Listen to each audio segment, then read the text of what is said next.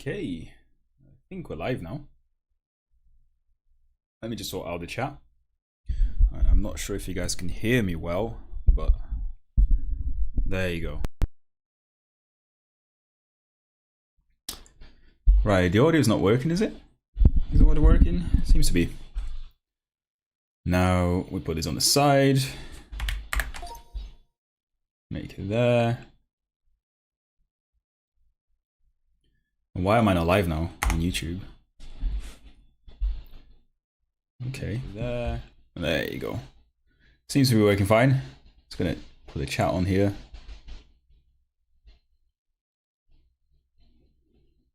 Oh, I can't really see what the chat is. There you go.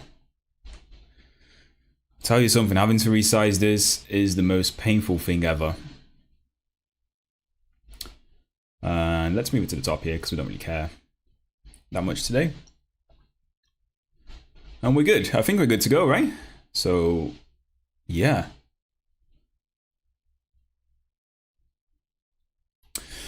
Welcome, everyone. I think I'm finally live and finally ready to go. Just going to do some audio checks as usual. Make sure that I can hear my own voice. And yeah. I'm finally live and finally ready to... Yeah, there you go. So we are good now. So how's everyone? I don't think there's anyone actually watching now, but we are going to start coding anyway. One more thing. Let's put the music on, shall we? So get Spotify up. Get the Spotify widget. There's so many things I need to do when starting the stream. It's ridiculous. It's actually ridiculous. There you go. Hello, Antonio. To the bay. Long time no see, long time no see. Yeah, I'm just going to make sure that this actually is in the same kind of sizes. Yeah, that sounds okay. That sounds okay. Let's put it up a little bit. Right. And then finally, it's going to put some songs on. I'm good, Antonio. I'm good. I had a long break from YouTube, as you can probably guess.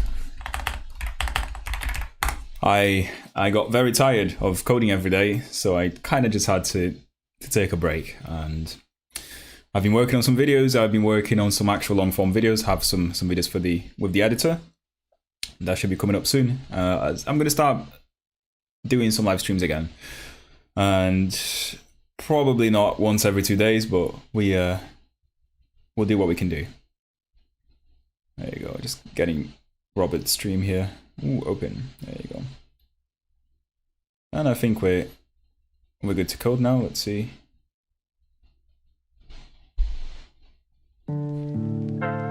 That is very loud, not gonna lie. That is very, very loud. 65 here, 50 here. Please let me know if this song is too loud. And yeah. Okay, yeah, let's go. Today we're going to be doing some Golang. So I'm going to be kind of refactoring some of the code that I wrote for Urchin. So as a little context, this is a shortcode-like image feature. So basically what we're allowing the system to do is to kind of replace some shortcodes with some image tags, right? And this is all done with Lua. I've done it on stream before, but I haven't actually finished the work.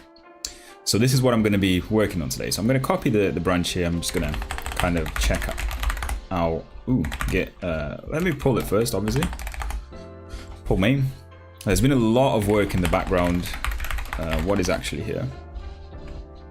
Ooh, I have a lot of shit that shouldn't be here. Let's just stash it. I don't care.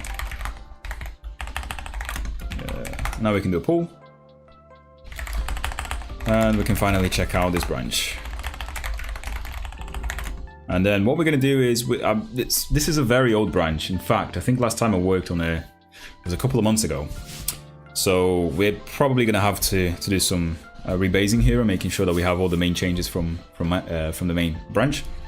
So I'm going to just rebase origin, I think it's called main. And there you go. We have a bunch of conflicts. And that's what we want to see. That's what we want to see. So let's start by solving them. Right. So there are straight away I can see some additions to both sides of the code. So we added some settings in the meantime. For example, we have like navbar settings, which is something Al worked on. Allows you to kind of specify what links you want on the navbar in the TOML file. So we are going to need basically both of these changes here. Hello, Alvin. Hello. Welcome to the stream, everyone.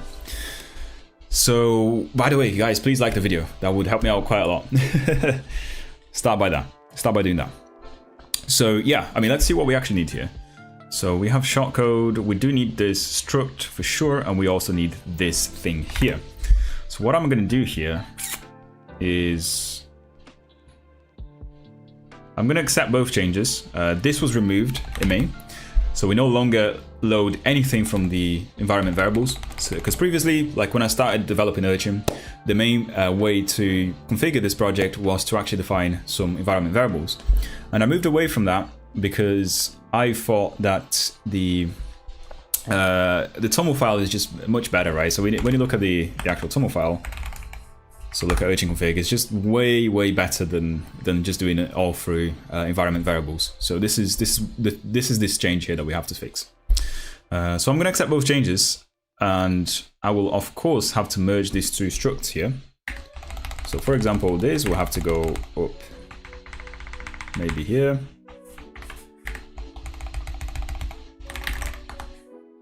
We're going to have to merge these two things. So we have database address, database port, database password, database name, web server port. We still have the image directory, which is a TOML. And the only thing that we don't have in each of them is this thing here, the shortcode, right? So what I'm going to do is I'm just going to put this in here and delete the rest, right? So now we have that conflict merged, and hopefully this is everything I need. Okay, so there is some conflicts elsewhere. We're going to find them. First of all, let me copy the path for this one so we can add it as a change. So copy the relative path, and we can just go in here and do a git add, git add, and then that. And let's see where else we have to. Oh, this camera is moving too much, and I do apologize, guys. I don't know why. Maybe if I put my Red Bull up here where it's holding the arm, I'm not going to have so many problems. There you go. It should shake less, but let me know if the keyboard is shaking too much. The next one we're going to do, the next thing we're going to go for is probably the app.go. No, let's go for the config, right? So it follows quite nicely from the config struct to the config change here. Let's analyze what we have. So in head, what's currently master, we've got this these options. So image, navbar, which is the stuff that we had before, and we also have the shortcodes here with the plugin stuff. So the way the shortcode works in this case here is basically the user is going to provide some Lua scripts that will parse certain shortcodes, right? And by that, I mean, whenever they do a post, they make a post request to add a new post or page. They can do something like, you know, image or whatever here, and then the path to the image, and then the source code, right? And this is what we're replacing. This text is going to be replaced by the user's plugins, right? So the one that we're actually working with is the image one, but it can work with any shortcodes. That's the idea here, and that's why we provide these shortcodes options here, right? And yeah, we're gonna need both of them. So let's accept both changes, and yeah, just leave that as is. That sounds fine now. Let's add that. So again, we're gonna git add. Let's see what's left over. So we have admin post. Let's see what we're gonna go for next. The Go mod file, I don't want to mess that up. So we're probably just gonna remove and regenerate the Go mod file. Same with the Go sum. So let's go for the app settings test.go, because this is something that I actually did change in both of them, right? So, and yeah, so we've got the navbar link. We definitely want that, and we want the shortcode as well. So I'm just gonna accept both changes. This sounds fine, and let's add that.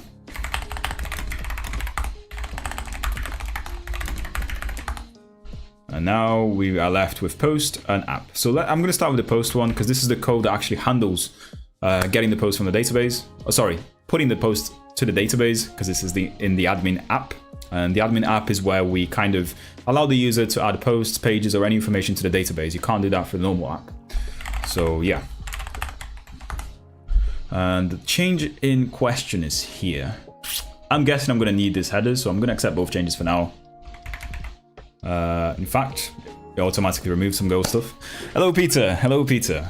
It's good to see you, dude. And it's been a long time, man. I do apologize, but I needed a break. So I'm feeling way more motivated now, to be honest. So let's go. I hope you're all doing well, by the way. I know it's been a long time. I haven't seen any of you.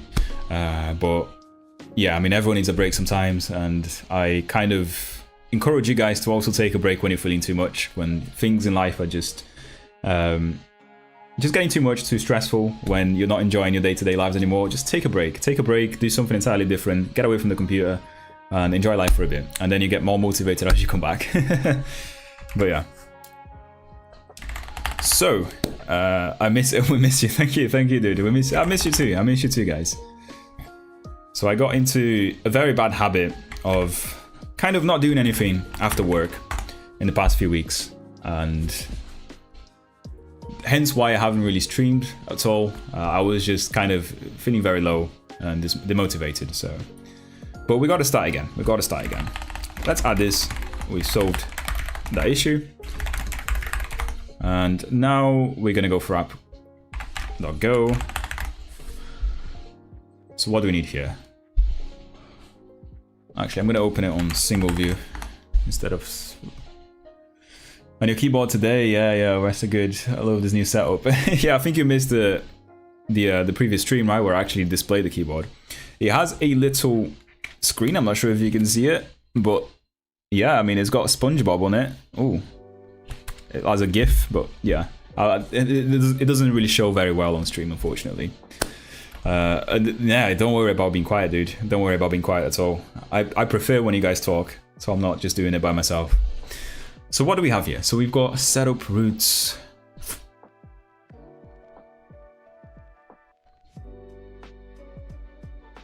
I think this was moved. Yeah, this was moved to a different file. So what we're going to do is I'm going to accept the current one. So let's see the signature of this. So app settings is the same, database is the same. Down here we've got app settings and yeah, we need this stuff here. So we do need that stuff. What I'm going to do is I'm going to accept both and remove these delete post requests. I'm not entirely sure where they are now, to be honest. Actually, where are they? So add post request. So we've got post.go admin requests. Okay, so that moved to admin requests. Yeah, okay, so we can safe delete all these things, I guess, the post bindings, and just keep the one we actually need. So the actual signature we need is this one here. And, you know, things will not work for sure, but we'll figure out. Now, you know, it's those annoying files, the go sum and go mod. So whenever you change a dependency in Go, it will calculate the go sum file, which is like basically just a file with all the manifest for the dependencies you're using, versions you're using, and checksums and stuff like that. And I guess we have a bunch of Lua stuff here, so you can see like, yeah, we've got both actually. Let's accept both, and then we can do a go mod tidy. Because Go is going to automatically kind of sort this out for me, right? So we add go sum, and then let's go for the same go mod file. Yeah, this go mod is just the actual dependency versions that you're using, right? So again, I've got the Lua here that I've added with this PR, and then there's a bunch of others that were also added in the main file in the meantime. I'm going to accept both changes. It's going to save this, and then I'm going to add in. As I said, we're going to do a git rebase continue now. Hopefully that's going to work. Fine. And now before we actually push it, well, we can push it, I don't mind. No, let's do a go mod. So go mod tidy, right? So you can see that it made some changes automatically here, and we probably have to add that go mod. Okay, let's just commit dependency changes or something.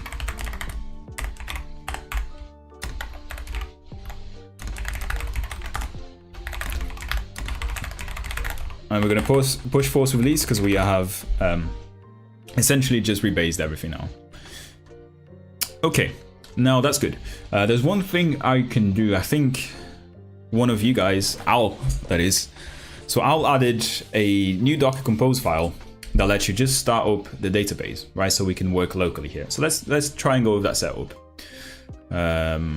I believe that would be somewhere in. Yeah, see that there's a lot of errors here. There's a bunch of errors that we're gonna fix. So what does make index actually take? Just the posts. Oh yeah, this is because I have to regenerate everything, right? So go make build. Sorry, temple. Make build. Just make build. That's the one. So permission denied. That is very interesting, isn't it?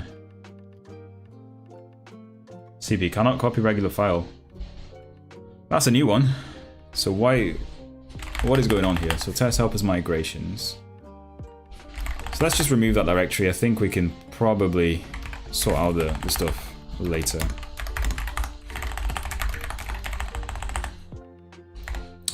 Make build. Okay, everything actually did build. I'm not surprised actually, because we didn't really change that much stuff. What the hell is this? So enable preview additions. No. How can I disable this? That's kind of annoying. And I need to remove it. I guess that's something I've added here myself. So uninstall. Okay, and we've got hex dump here. Okay. Oh well, that hasn't disappeared. There you go. Just wanted the button to go. My OCD is not going to let that survive. Now we have an undefined shortcode here. Why is that? Why is that? So app test go. So can we create a variable that will actually... Okay, so I kind of need to find out the shortcode is, so and figure out why it's not being included here. Type def struct app settings.go.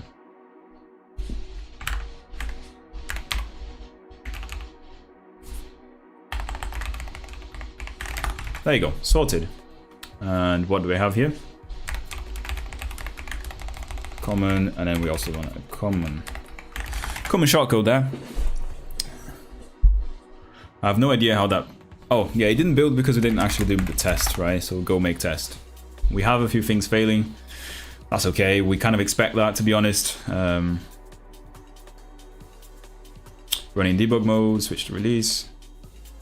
So we can kind of pick a test that's kind of failing here and figure out, right? So this one failed. Let's see why this test failed now, so we can kind of fix that. You know, most of the time when you're doing some refactoring in any language and there's a bunch of tests, I guess, a bunch of unit tests, you're probably going to break one or two if you do something wrong, and it's essentially what we're doing here anyway. So let's run this test and see what happens.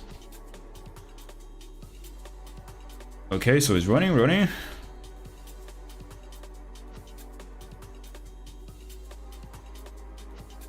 Okay, so why is it failing on that?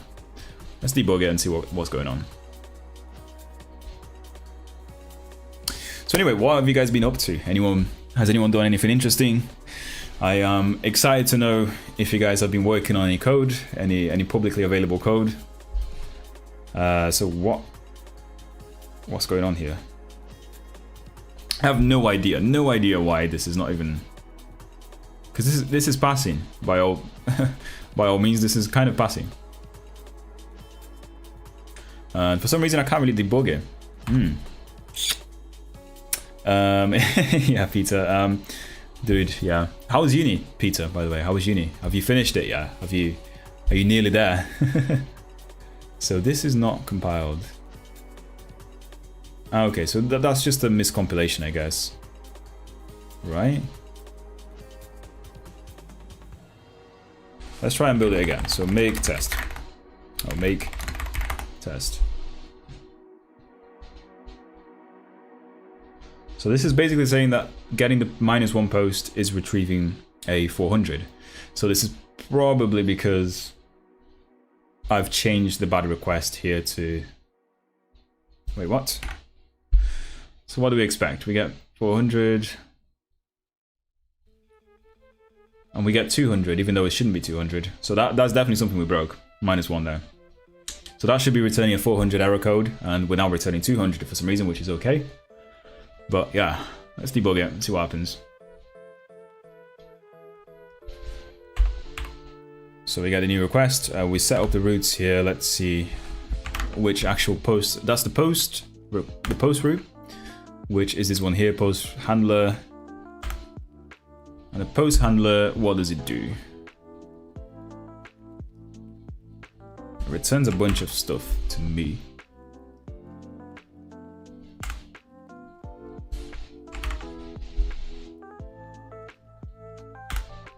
Yeah, let's see what's going on here. Interesting. So yeah, we get down to this request and we expect this to be an error, which it is, right? So it's a bad request that's returning 400 and returns a nil.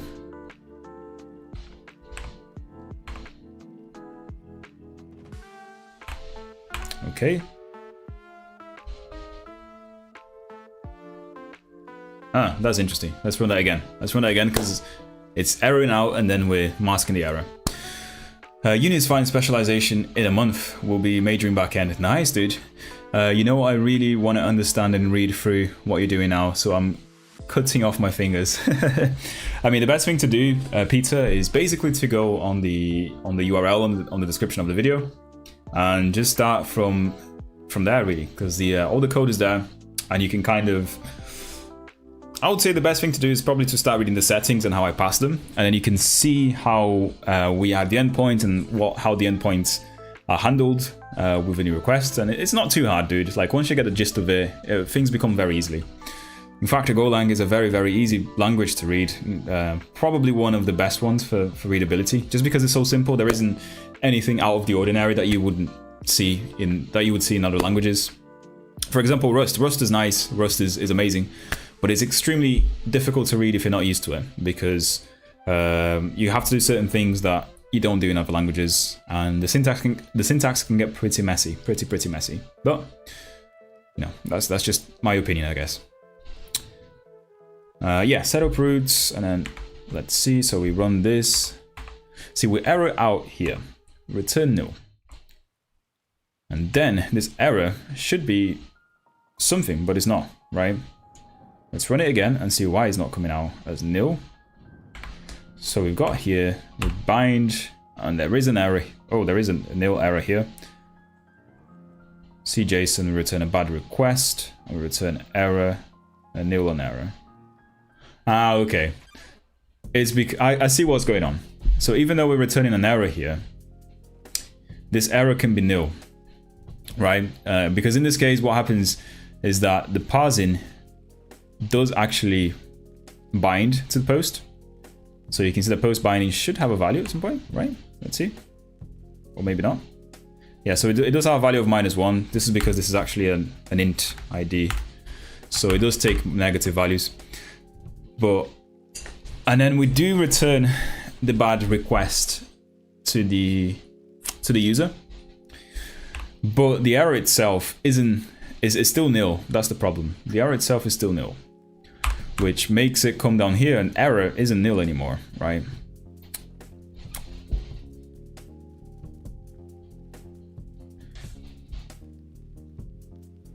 Yeah, so essentially we're returning 2 errors, returning 2 things, so we're returning okay there as well, which shouldn't really be happening. And this may be a bug in main, so that's something we can kind of fix quite quickly now. I'm gonna drink some more Red Bull. There you go, and leave the can in there so it doesn't balance as much. Antonio Augusto, I'm a Rust fan too. Yeah, I think I'm a Rust fan now as well. I mean, I've done enough that I kind of like it, to be honest. Food is ready.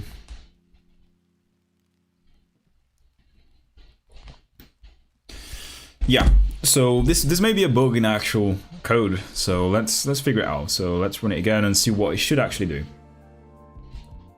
So set up the routes.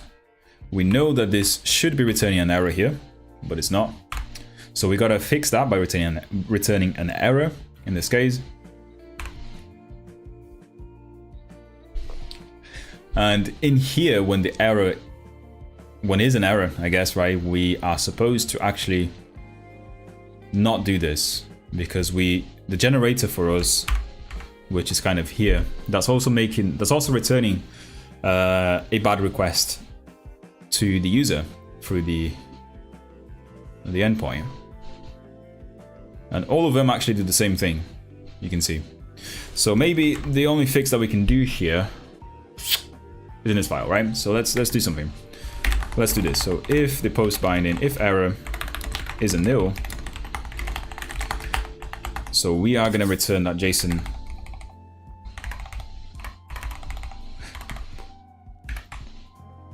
Yeah, we can just do FMT error here, right?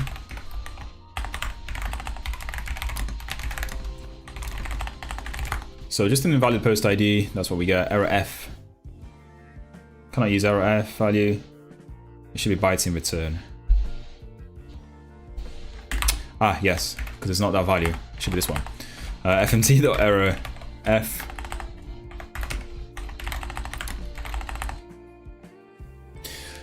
So, Antonio, you enjoyed a new job, dude? So, Antonio, for those who are watching, has recently got a job at Amazon in Brazil. So, you know, can we get some clap? Can we get some clap on the chat for him? It's a very big job, and you know, I'm sure you deserve it, dude. So error F, and then we're gonna do invalid post ID, right? Just that.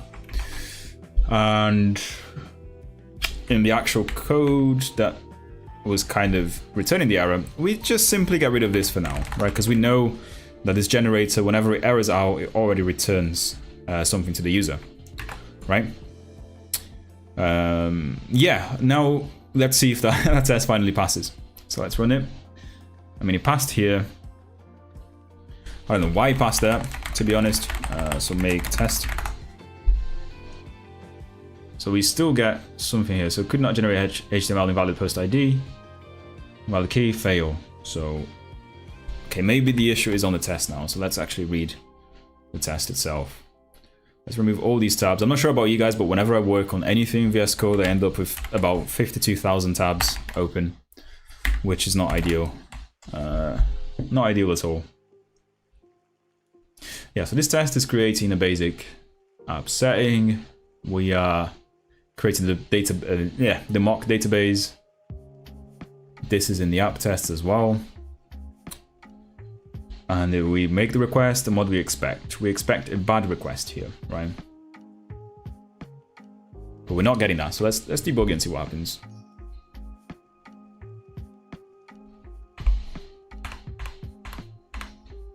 Oh, let me remove that.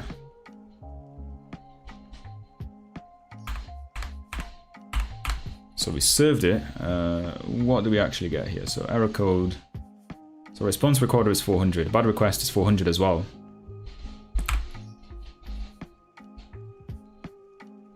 And it passes. And it just passes. So why does it not pass here? Why is it not passing here? Could not generate HTML. I can see that the error is coming in. For sure.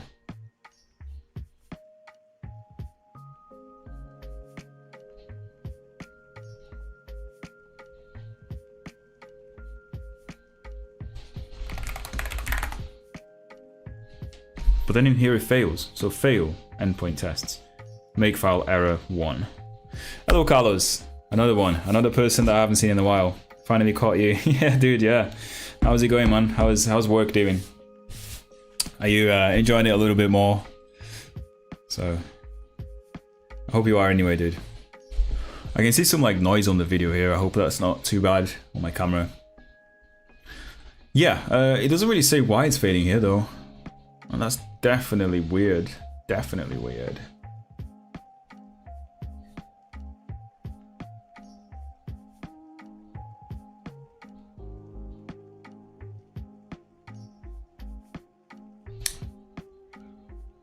Yeah, I have no idea at all. Work's been great, been having fun with it. Nice, dude, nice. Let me just remove that heart thing so I can actually see the chat. There you go. I think it's this one here, right? So if we just hide it, hide element, there you go. Yeah, I mean, The worst kind of test to debug is when you have something that kind of passes most of the time. So when you debug, maybe passes, but then when you actually run it on a CI or when you run it in release mode, it fails. I don't know why. And in this case, it's definitely weird how it all fails. Maybe if I run all the tests in the file, is there an option to do that? So run package tests. Yeah, so when I run all of them, then it fails. So it's definitely something to do with more than one test running.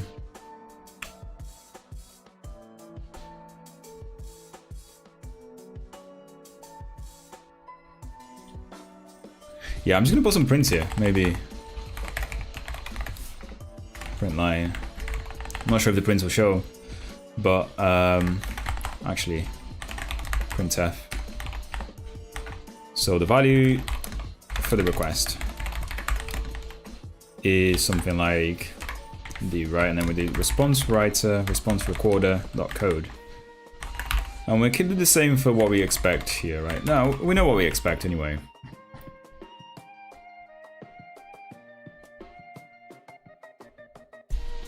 What? Now I'm getting a failure in a different test.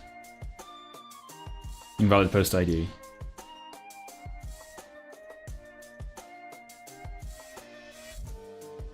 That is weird. Let's see. Let's see what's going on here. Run package test again. Just delete the tests. That way they can't fail. Yeah. I like your thinking, dude. I like your thinking. So fail. GitHub endpoint tests. Oh no, this is a pass. Never mind. So the one that actually fails is a different one, because they're running in parallel. So this is the one that actually fails. God, Jesus Christ. Which is also here, right? So we run the test, and it's okay. Oh my God. This is kind of annoying.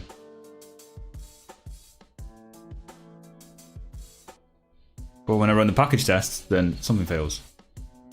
In particular, this one here is the one that fails. So I run it again, and it's okay. This is definitely annoying. And it says cached. Yeah, let's see how much time we're actually going to allocate to this, because I can't be bothered actually fixing the test if I have no idea what's actually failing. I'd rather do what the stream actually says we're going to do. But we'll do one more try here, right?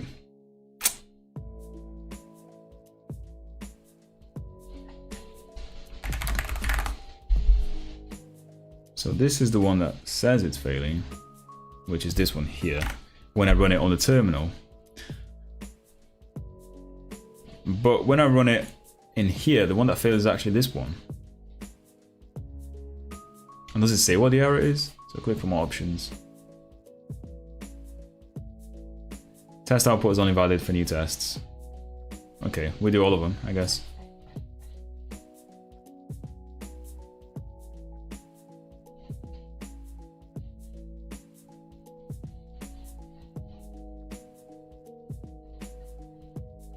Wait, did they all pass now? No.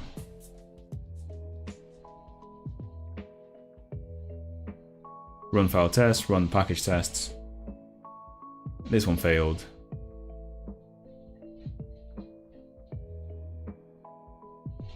Yeah, that's going to be a weird one, guys. It's going to be a weird one for sure.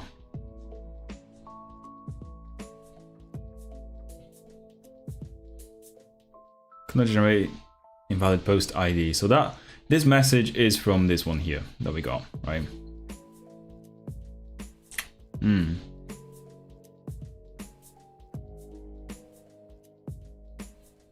Weird. Just weird.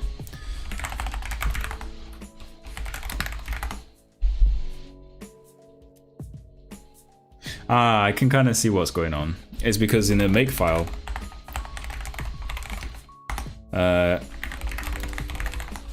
so you can see that we have, in the test, we've got -v, which is verbose. I mean, no. I was wondering if there's like any flags like the race conditions or anything like that, which might be a problem, but doesn't seem to be.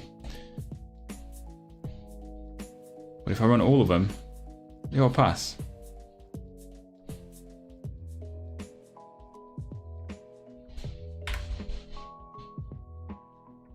Yeah, definitely a weird one. Anyway, I'm gonna definitely fix this later. No point in like trying to fix something that we have no idea yet. I will definitely do something with this. But I am wondering if I can now start the app and then see if there's anything clearly wrong with it. So I believe there's a Docker compose file here, which just starts the database somewhere. It might be in Docker.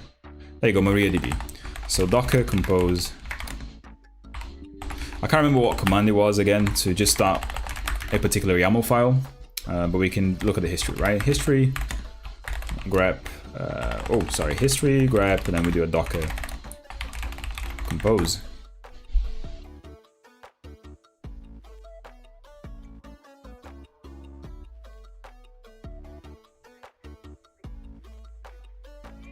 Yeah, I think it's, let's look at the help.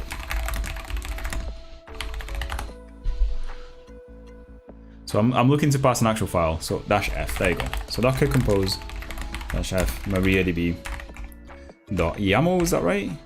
Ooh. Yeah.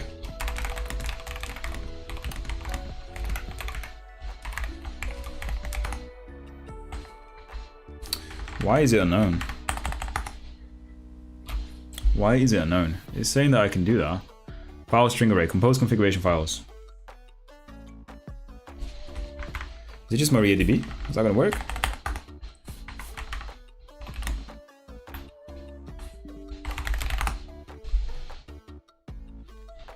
Option services.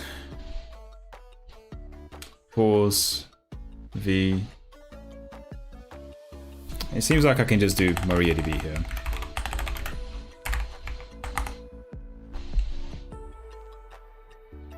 Okay. That's good. Hopefully I can still also kind of start the CMS app now. There you go. So it seems to be starting fine. And we get an error. Access denied for user Urchin at localhost using password. Okay. So I kind of need to figure out what the default user is here, MariaDB. I think the user is root actually, so if we go on urchinconfig.toml, I try to keep it simple with my Docker Compose. I just run the app, reload, and db. I rarely touch it.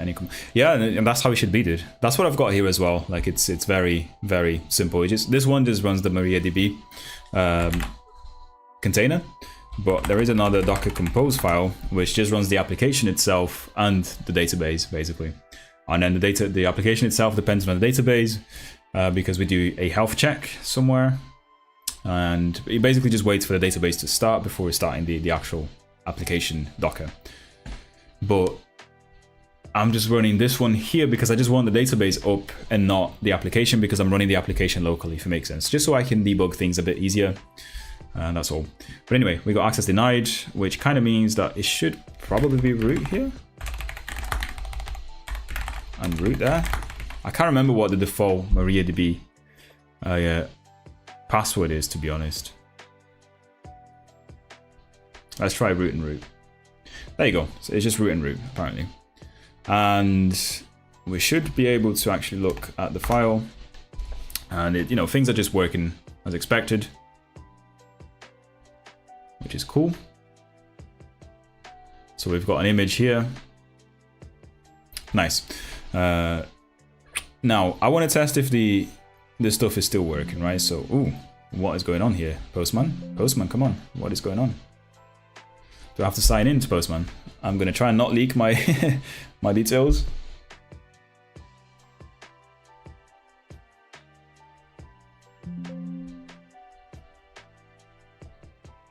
There you go. So we got back everything. Anyway, so there is a post, the Urchin app here, Urchin admin. Don't worry, I won't tell. I mean, you might not, but there are some people that will probably, looking back at the stream and trying to figure out if there's any leaked credentials. So we have to actually start the other application, not this one. So we want to basically add a new post. I just want to check that the image stuff is still working and that the shortcode stuff is actually still working as well. So what I'm going to do is I'm going to start the admin app, which is here. And it should use the same config file. Okay, it's serving. So now what we have done before is images, right? So we can upload an image here. I mean, I'm not going to because I already have some images somewhere uploaded, and we can kind of find them by looking at the directory. Ooh. If I'm not mistaken, it's going to be media, right? Media? Yeah, there you go. I've got some images already in here. They've got double dots, which is concerning. They shouldn't have double dots, but it is what it is, right? So maybe we upload a picture just to make sure things are working. What picture do we want to upload? Any ideas? Let's just Google it. Right, so go for logo, right? Why not? Let's save one of these locally. So save image as.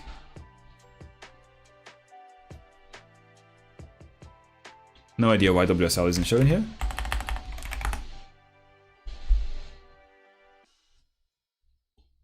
Okay, I can save it to downloads, no problem. Oh no, that's an SVG picture though. We want an SVG picture. It should still work, but I would rather just go for a good old-fashioned PNG or something.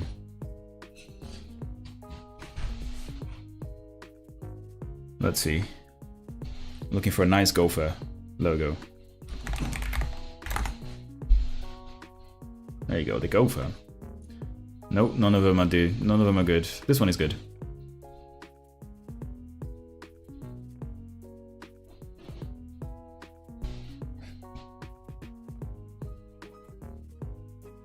There you go. So we've got gopher.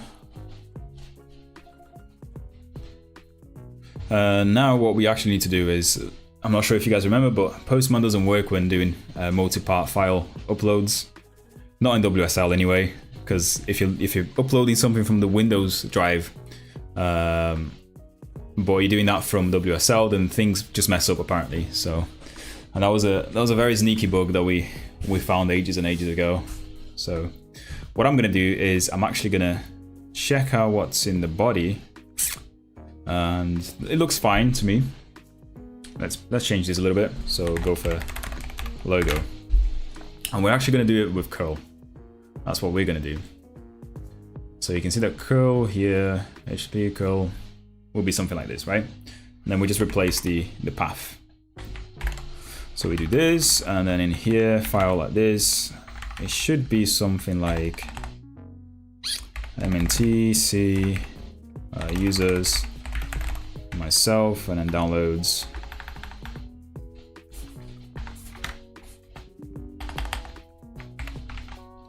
And we have gopher here, right? Expecting this to pass. No, it didn't work. Connection refused. Oh yeah, that's the wrong port. We're saving on 8080 anyway. Not a problem. So adding stuff to the DB, that nice little log here. Could not add the image, the metadata, unknown, column ext in fields. Okay, so that's probably because there's a typo somewhere.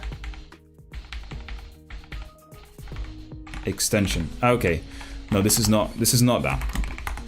This is actually because we have not got all the migrations up. If I'm not mistaken, someone recently added a migration to change the image database, and that's what we're missing, right? So I'm not sure why we're not actually running.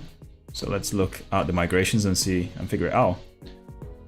So image ext. So we've got image and we add the column ext here. So we're kind of missing that, right? I guess.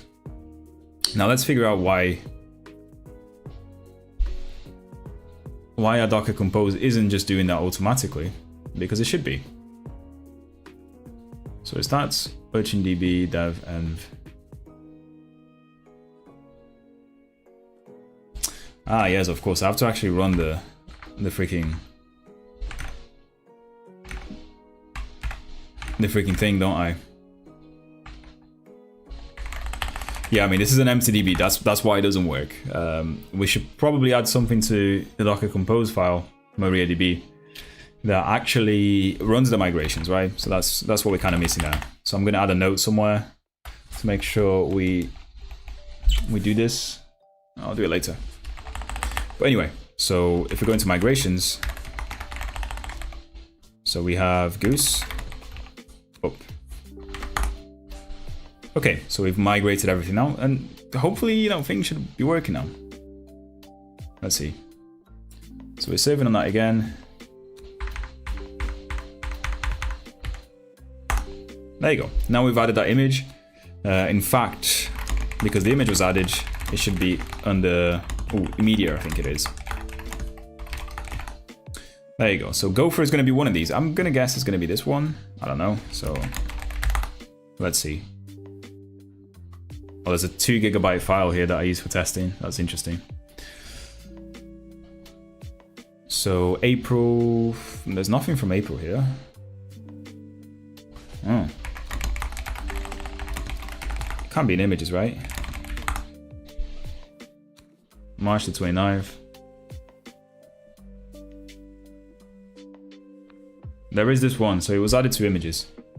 That's interesting though, because I thought that we have a section in the config now that says where the images will be stored. There you go, it's images anyway, it's not media anymore.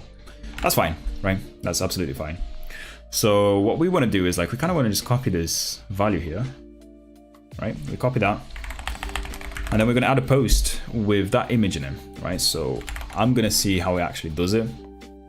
So I can't remember the logic for the shortcode, but that's what we can find here. So let's just turn this off.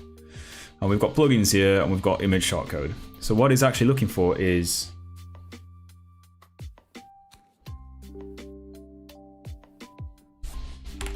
actually not this one.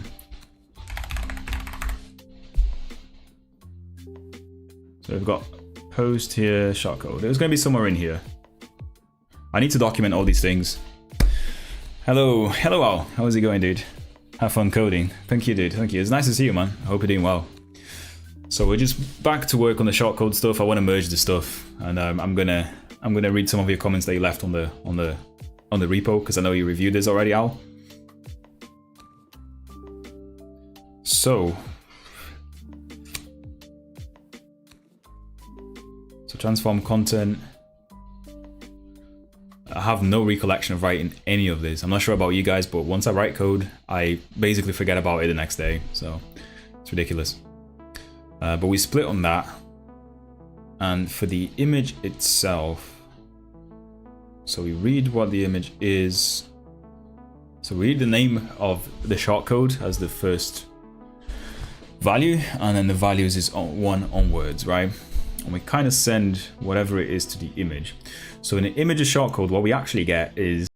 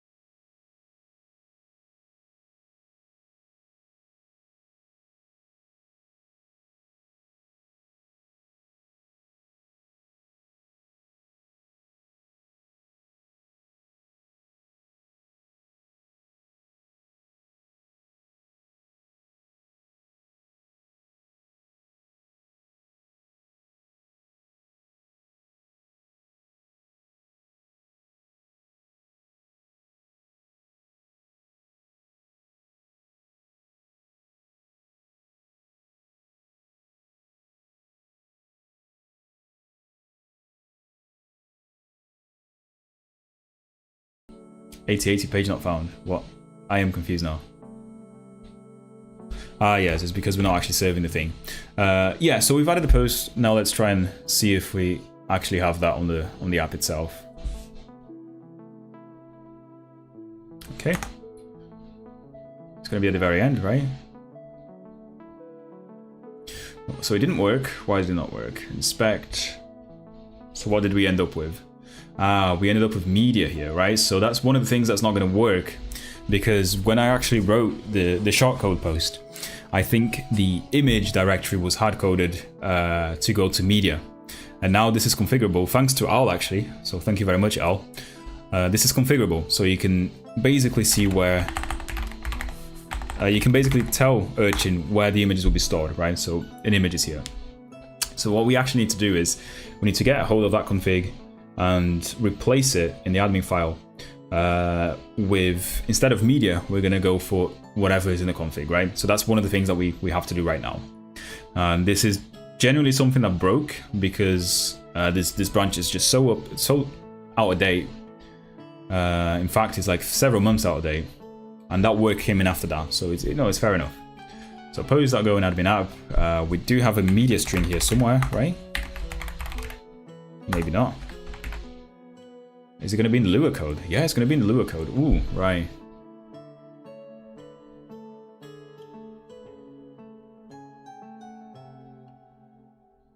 To make it easier, I'm just going to put images here, just to make it easy.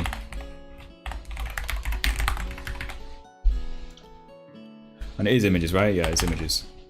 I mean, ideally, I'm going to have to pass down the config from the Golang file to the image shortcode here. And I don't want to do that right now because the logic is pretty simple at the moment. And so it just looks up the name of the shortcode, which is the first thing that comes in a string, like, how do you do? Yeah. So the shortcode kind of looks like this, right? So we got image and then the name plus extension and then the description here. So this is kind of pretty much what the Golang code does. It just basically splits this. It finds strings like this and then splits it on the colon. And the first one is the name of the shortcode that's going to be handling this. And for each one of these shortcodes, we have something in the configuration that says this plugin, this Lua plugin is going to manage or is going to handle these arguments here. And there is no way to pass the configuration down yet. And I don't want to kind of do that right now because it's going to add kind of time to the stream, and it's something we can do offline anyway. So I'm just going to hard code images there, and unfortunately we're going to have to re-add the post. In fact, we're probably going to delete a few actually. So if we start the admin post again, I'm going to delete all of these to make sure things are still working as well. So we've got post 8, we've got post 8, post 7, 6, 5 and 4, right? Yeah, so let's remove from like 8 to, I don't know, 4 or something. I just realized how complex Urchin actually is right now. It's crazy. It's still not as complex as something like WordPress or Joomla or other CMSs that are truly quite complex, but it's getting there. I mean, even with these kind of very basic features, it's still very complicated. And I hope people don't get put off by from contributing because of that. It's still a lot easier than contributing to WordPress. I guarantee you that though. So remove posts. What do we actually do in this thing here? So we have ID 4. We're going to remove a bunch of them, right? So let's send that one. This should really be 8080 here. So one of the first things I'm going to actually know, something I've noticed, the config has... Ooh, so we need to add port config for admin separate to the actual app. So we can have like 8080 for normal for the app, and then 8081 for admin, right? That's something I need to kind of do right now. So I'm just gonna put these notes down so I don't forget to do that. Can we send that? Yeah, so we've deleted it. 404. It's actually giving me a 404 there, but why? Let's take a look. So posts. Delete post handler. Is that not being called at all? Where is this called? Admin app, post handler, delete post handler. Ah, okay, yeah, I've changed this. So I've changed it recently. Yeah, I do remember this now. So this is no longer taken in a JSON file. It's just going to be on the URL, right? So basically what we need to do is this, right? And we don't care. There you go. So now that's been called, which is what we expect. So we deleted A, and now we're going to do this. We're going to do the same for the other posts. So we've got remove post here. Going to remove 7. Going to remove 6. Going to remove 5. Okay, because all these posts are broken because I have a different image URL. That's why I'm removing them, right? And this doesn't have to be here anymore. Let's do 4 as well, just to make sure. Good. Yeah, now we should truly be able to add that post again. So let's add a post. I'm going to leave it the same as it was before. So in the body, you can see that there's a bunch of markdown. Something that an editor would be like actually making the request to the app itself, right? So if you think of something like the WordPress editor, right? So you have like a UI that lets you edit markdown. When you click on that save button, it's going to be like making sure that you save the file to the database, or save the current post to the database. This is kind of similar, but we don't have the UI element here. It's just a simple request. And in here, what do we have? Okay, so yeah, we have the old image. So what we need to do is get that image we just added, because I want to make sure that it is actually working just fine. So now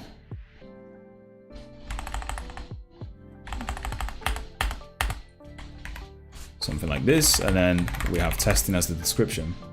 Send that over, and we got a 200, which means the post was added. Again, we can kind of start the normal application now.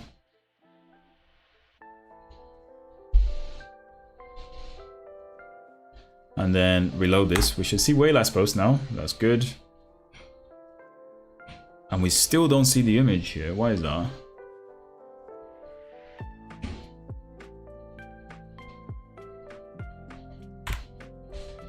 What? So let's inspect this. So this is images. Is my images direction not being served? I am wondering that now. So let me copy that and put it here. Oh, sorry. So this images. That's weird, isn't it? What the hell is going on here? That should have been an image. Get data image. What the hell? I've never seen this before, Al. I'm not sure if he's still here, but this is definitely not supposed to happen. It's supposed to be an image there, not a HTML file. Probably something in the app, right? So let's fix that. So do we have images somewhere? So get images, print. The one we're actually looking at is the one inside the normal app, which is a get request, images, and then the ID.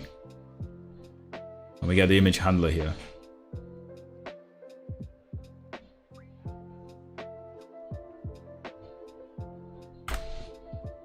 What is this actually doing?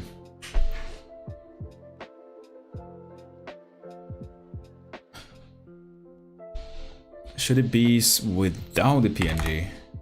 No, it's still not liking that.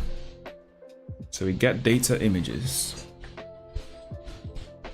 Sorry, my PC crashed for some reason. Is the path correct? Seems to me you've set an absolute path to images, but the files are under relative path.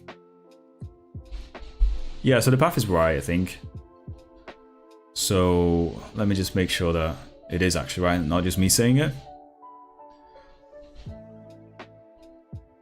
So if you inspect it here, you can see that it's going to localhost 8080 and then images and then the image name itself. But the problem is it has the PNG in there.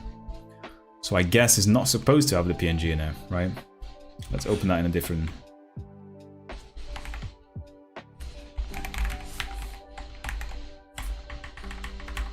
So this is what I'm getting now, which is weird. Go to the images root. Yeah, that's what I was looking at right now. So we have the app.go here, And we have the images get an ID. So let's see what that's doing. So image handler is the image itself, and then we have the ID. What is that? That is just a string, right? String ID. Make image page.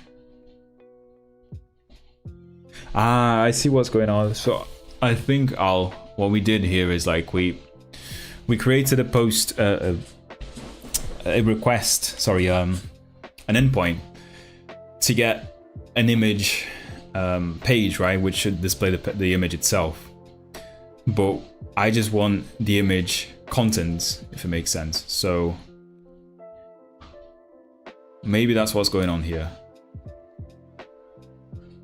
which kind of makes sense. This is why this is empty, right? So if we inspect it, we can see that there will be some sort of like data images there.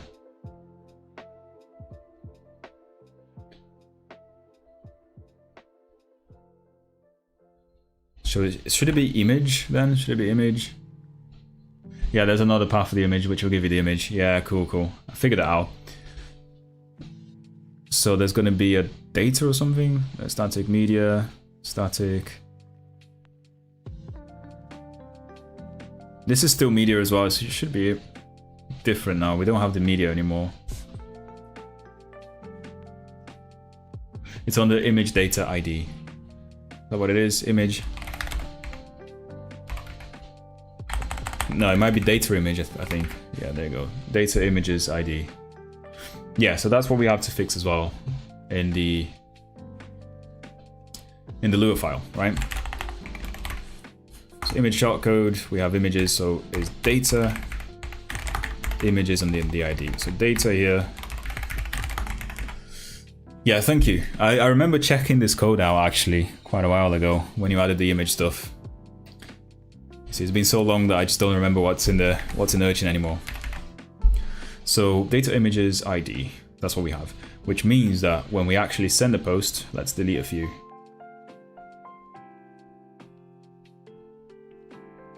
When we actually send the post 5, okay.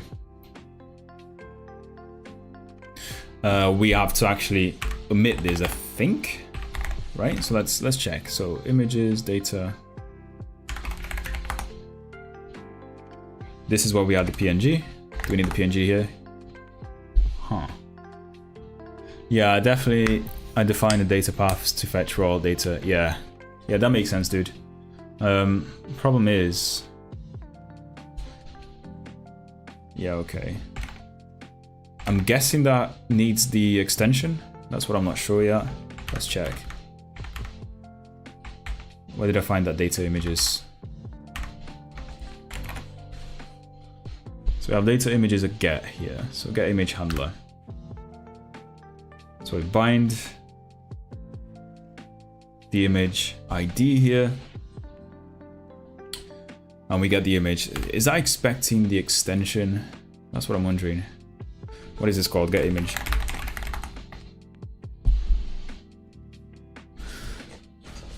Select UUID. Okay, no, so that's just the ID. Right, fine. That's good. That's good. Extension is not needed. Yeah. Thank you. So basically, I was just trying to figure out whether or not I need the extension on this PNG thing. Yeah, so basically, just no. So let's send that. We've got that 200. We've added a new post. And then we can go back to the application itself. Run it.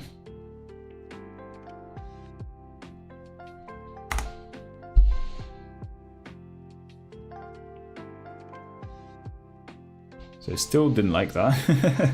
So data images this. So what is going on? Image not found. Read images is error. Read images is a directory. Let's look at what's going on here. So data images, so we've got that, get image handler ID. Let's just see what's going on in this case, right? Because this should be returning us something valid. We've got it here. So the ID itself is empty. The ID is empty. That shouldn't be empty. right? Oh, there you go. Now it worked. So we get the images. It did return an image, but it's invalid. And it's not an error. Right. Let's try that again.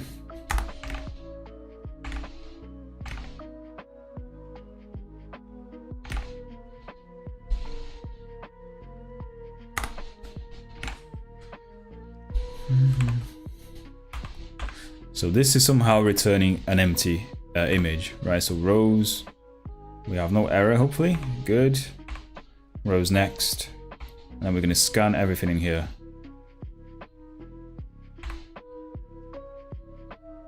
What's the error in this case, though? Rows are closed.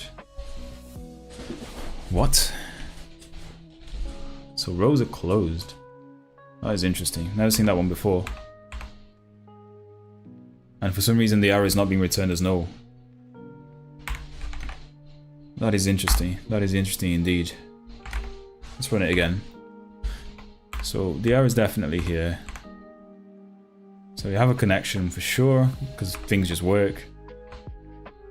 Rows.close.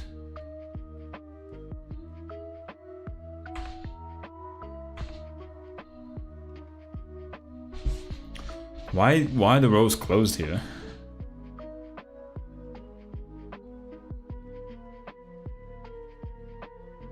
Extension is not needed. Right, I've got that message already.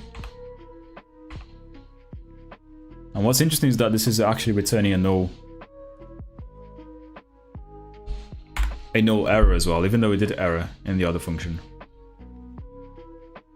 Let's do that again. Maybe the error is in the defer. Maybe the defer logic is not quite right. So let me put a breakpoint here.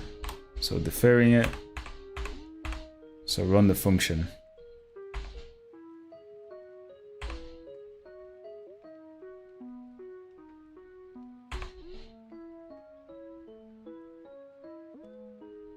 Arrows.join row is closed.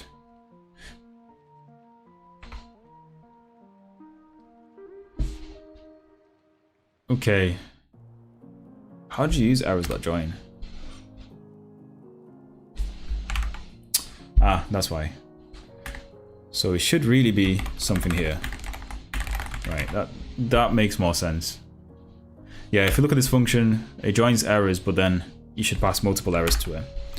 Let's try again.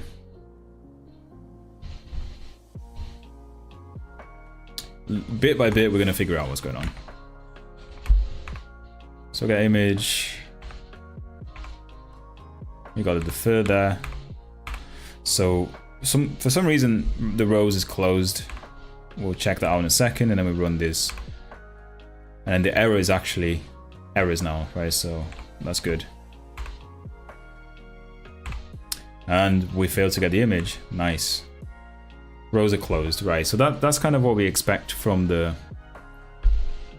error. Now, why the rows are closed, I don't really know. We're gonna figure it out. I should not be drinking Red Bull this late in the day. Yeah.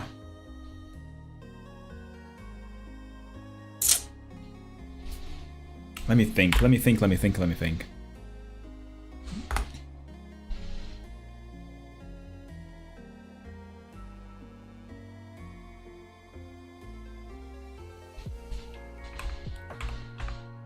So why are the rows closed? The rows can be closed if no data is fetched from the database. Did the upload work properly? Good question. Let's figure out. So I'm going to start by kind of removing everything here from the image directory. Yes. So the rows can be closed if nothing is returned here, right? That's what you're saying.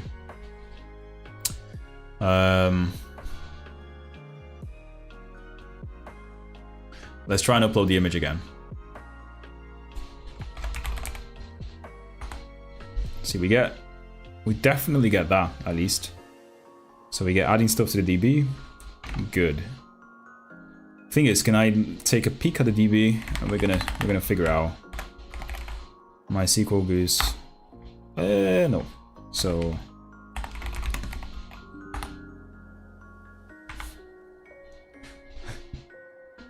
what freaking port is this on? Which port is MariaDB on? This is on port 3306, right?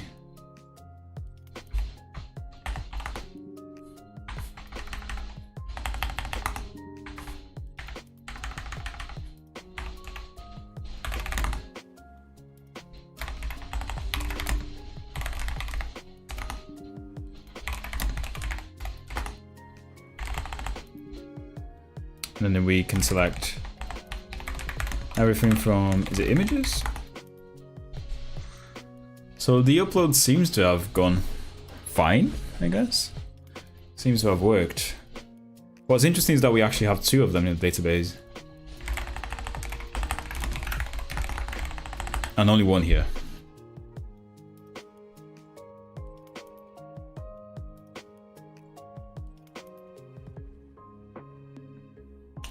The IDs are matching, right? OE. Yeah, so one of them is here. I guess the other one is still there because I just deleted the files and not the actual image itself, so... Is delete a word or drop? No. Actually, let's just drop. Let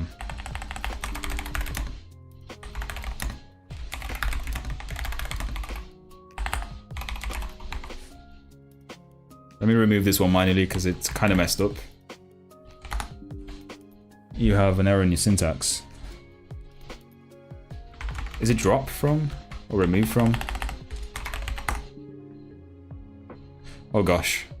Come on Google, come on Google. Delete in SQL. Row. Oh gosh, delete from. That was right, Why is this not working? Because it's a string, you need to single quote around the URL. Ah, I see. That makes sense. Thank you, my dude. And it's not drop from, it's delete from. There you go. So now, you know, the database kind of makes sense.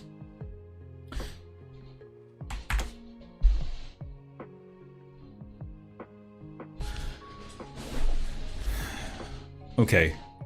And let's remove, we're still running the admin app, right? So let's remove that post. So remove post 5.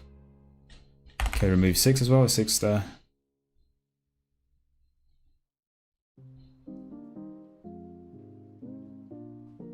Why are these all returning 6? Like I'm able to delete a post twice. This is definitely broken as well. So I'm gonna put that down in here. Why can we delete the post twice? That doesn't make any sense, does it? Day for the win. Yeah. Anyway, let's add that post again. So in here, I'm gonna put the ID that it should really be. Let's send it. That worked. It seems to anyway. So mark down page 3 is what we're looking for. That means we can start the actual application, the main application.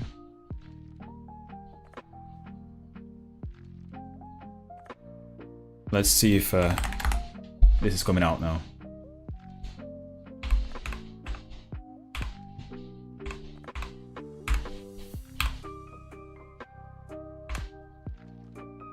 Okay, that's better, right? That's what we expect.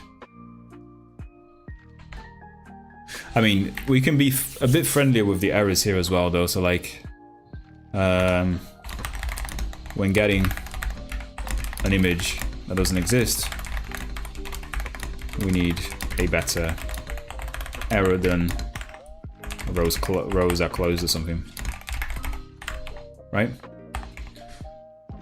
So I'm gonna be adding that to the Urchin list of issues. By the way, if you are planning on helping with this project, or if any of you is kind of, ooh, that was a big move. If any of you is kind of like interested in contributing, there's a bunch of issues on the GitHub page that you can look at, and they're fairly simple. I tried to make them fairly kind of easy to pick up. and not many changes are needed. So that's probably a good place to start. And all these things that I'm noticing on the stream, I'm going to be adding that straight away to the list of issues later on. Right, so what I think should be working out is actual post, right? So let's see. No, it still didn't work. Still did not work.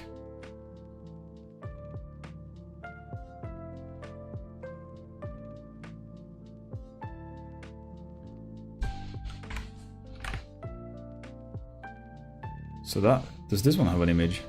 Ah, there you go. It's just because I had a breakpoint on the actual thing here. But it seems to be working now, right? So, okay. Anyway, so we've kind of basically refactored the branch for the image feature. So like it kind of works with what's on main now. I'm gonna push this code because I do think it's important to actually keep it up to date. I'm not sure if I'll be able to merge it straight away though, because this is kind of unfinished work still. And we're going to take a look at the PR and see if there's anything that we could simplify, anything that we are doing that we don't perhaps need to do, and just basically refactor the code in general. So let's see what we have here. So first of all, let's run go fmt. Untracked files. We have a bunch of untracked files, which are the tests. And let's add whatever we have here. So we want app.go, yes. We want post.go, we want app settings, we want database, we want that one as well. The Lua code, which has the path to the image is fixed. We want post as well. Helpers.go, what did I change on that? What did I actually change? I'm just gonna add everything anyway, so 8 to 10.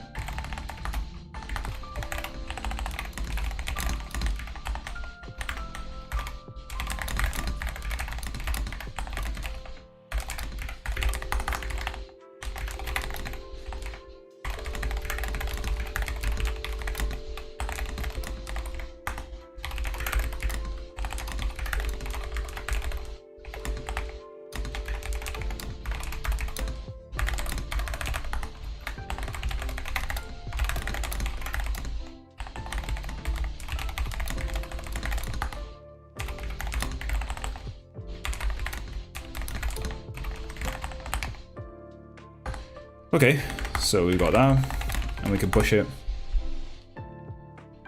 Yeah, now let's actually take a look at the repo itself and get a better view of what the branch looks like.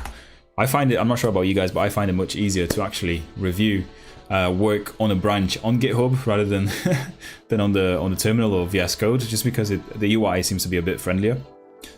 So yeah. I'm expecting the build to pass, but the test to fail because it's failing locally and it's going to fail in the pipeline as well. That's one of the things I haven't really fixed on this work here. But we've changed a bunch of files, right? So let's see what's going on. So app.go has a dependency on Lua. Now, does it need to have a dependency on Lua? I guess it does because of the shortcode at the moment. Until I kind of abstract this in something a little bit better. Yeah, this should be okay. So we have Lua again on the admin app. Post.go. This is just because I'm passing down the thing, right? Yeah, it's because I need to pass it down to the actual transform content, which is gonna be, sorry, the Lua stuff on the app.go is just passing it down to this thing here. So I kind of need those at the moment. These are the new functions that we've added to actually split the strings for the shortcode. So just as a reminder for you guys, this is kind of what it looks like. So image, and then we have the ID itself here without ID, without extension. And then we also have the description of the image, right? So alt text, which by the way should be here, right? We should have an alt text here. So there you go. We have alt text as testing. Good. So what makes it pop up? Is it title or something? Let's see.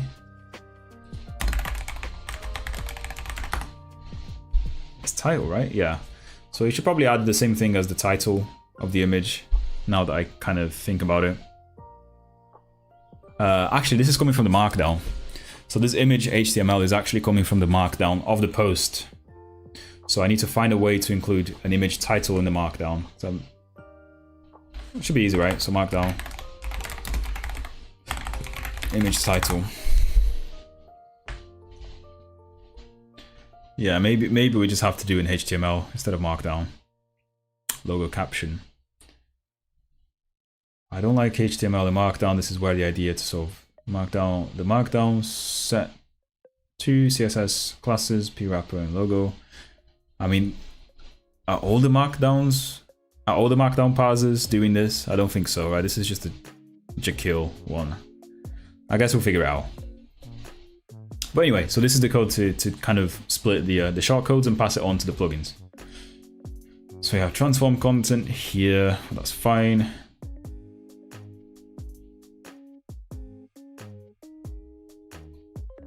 Like, this is definitely not needed anymore. Because now we have the data images, right? Which is a static retriever for the thing. Actually, I'm not sure if it's still here, but I know you've added the data images path, right? Which should be in here somewhere. But this should really be just a static retriever for the image, I think. I know you've got this image handler thing, but I'm thinking of making it a little bit easier, you know? So do something like, let me think. Do something like this, but just for the images.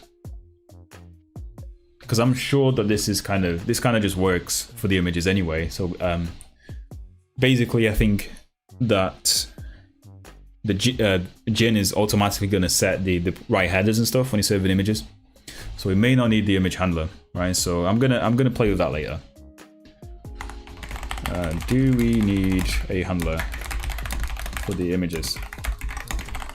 Can we use static? But anyway, yeah, we need to remove that. We don't need that anymore. And static, do we have anything in static?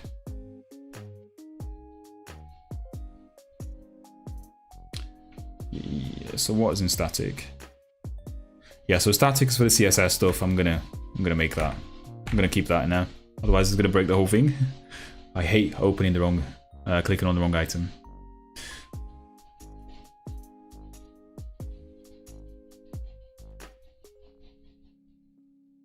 Yeah, this was commented out because we're already returning the error in here, basically. Generator is already going to return the error. Oh. Yeah, maybe we don't do that.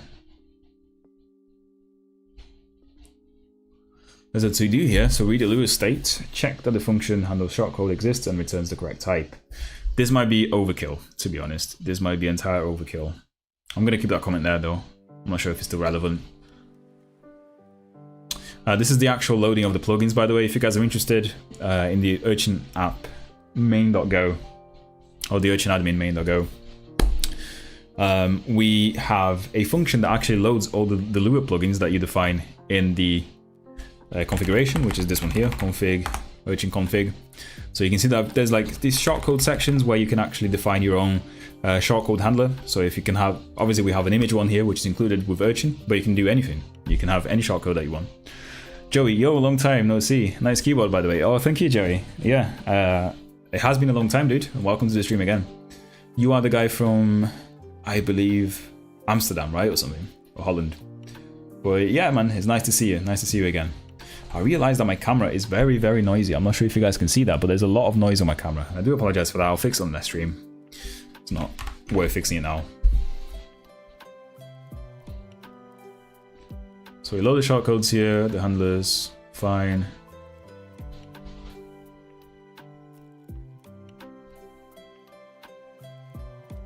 Why have all these changed?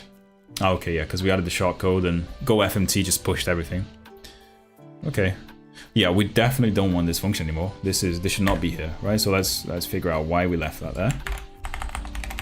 Load settings, I think it is. Yeah, we've moved away from environment variables a long time ago. Long time ago, so this function is no longer necessary.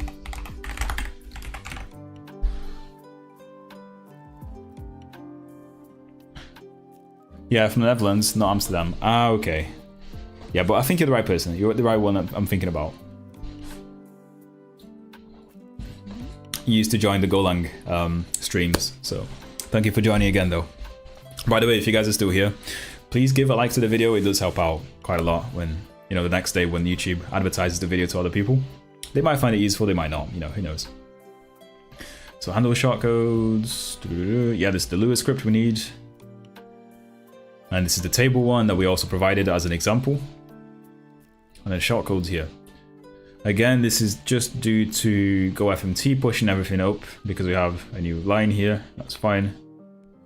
Helpers.go load diff. What the hell?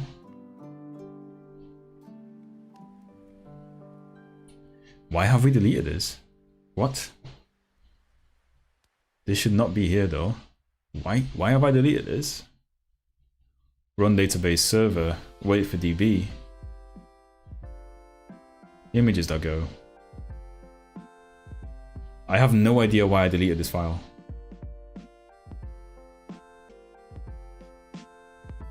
Yeah, no idea. Let's see if I can just replace, if I can pick them up again.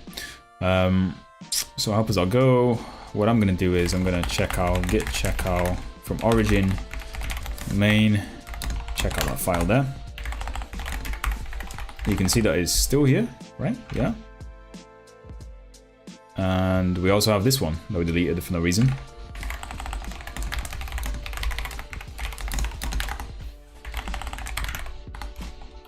Okay. What's the status of this now? So we've modified the app. Yeah, let's add these back. Wait, what?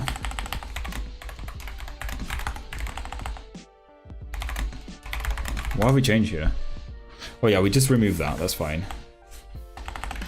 Remove the endpoint we don't need, and then in here we remove that load function, right? So git add. More fixings. What did they actually do? We removed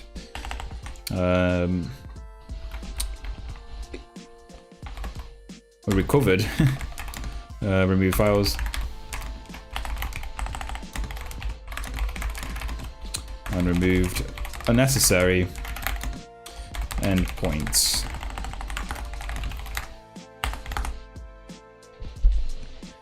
Okay, now this should look a little bit different. Hopefully these files will no longer be here, right? Yeah. Because I have no idea why I deleted them, to be honest. We were here, that's fine. Yeah, I kind of think this is okay now. This is not too bad. Not that many changes to support the shortcodes. What I encourage you guys to do is, if you are interested, take a look at this PR, right? And see if you can implement your own plugin for adding a post or one of the endpoints that will kind of use the Lua plugin that you've added and do something and replace the content with something else. Gosh, this camera keeps moving because I keep bumping into it, and I do apologize, guys. Now, there were some comments that someone made here, and that someone is Al. I think, Al, you left a few comments. Let's see if I can actually find them still. If they're still here, I'm not sure. No, they've gone now. They have gone. But anyway, let's check out the pipeline and see how it's doing, right? On another PR, yeah, fair enough. It will be on a different PR, right? Ah, yeah, it's the flexible cards. That's the one I have to finish as well. To be honest with you guys, I'm not sure about this approach, because like the idea is to support very kind of flexible user-defined cards. And if you don't know what cards are in web development, it's just like a simple kind of box with an image and some description, right? So let me see if I can get an example here for you guys. So this is like what a card is. And the way I wanted to do this is like, I wanted the user to be able to input whatever information they need for a particular card on the database. And the way you do that is basically by storing JSON in a database, right? Which has a bunch of different disadvantages when working with type safety in Golang, because like once you load the JSON file, you basically need a schema to make sure that whatever was loaded from the DB actually matches what the user expects, and that becomes very difficult very quickly. And that's why I haven't really finished that process. what's going on here. So test.go endpoint. Right, so yeah, we have not enough arguments and call. Okay, so we can figure out what's going on here. Oh no, wrong window.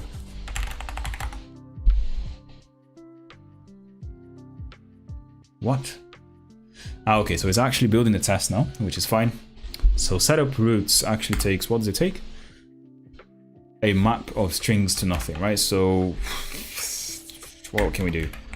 Yeah, and all of these things we're gonna have to actually fix the tests by passing nothing to it, right? So I guess what we do now is just pass in an empty map.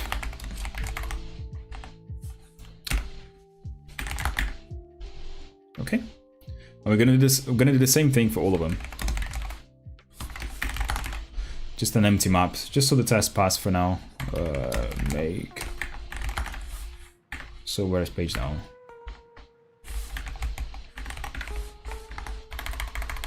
So 136, and then we're gonna make that, and on to the next one, which is gonna be here.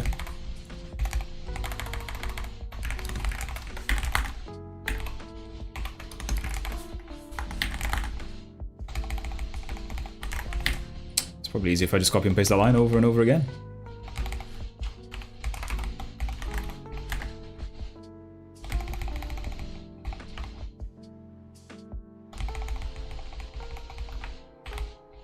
I am aware this is not going to work. Don't worry, I'm going to delete all of them a little bit later.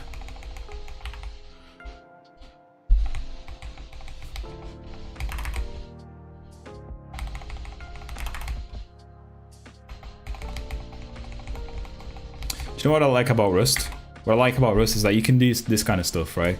In Rust you can have something like, let a variable or something like a name equals, my name or something. But then what you can also do is you can shadow that variable with itself. So you can do let name, you're gonna redefine name and have like name plus Gomez or something like that. And yeah, I kind of miss that from Rust, to be honest, in Golang. But it's fine.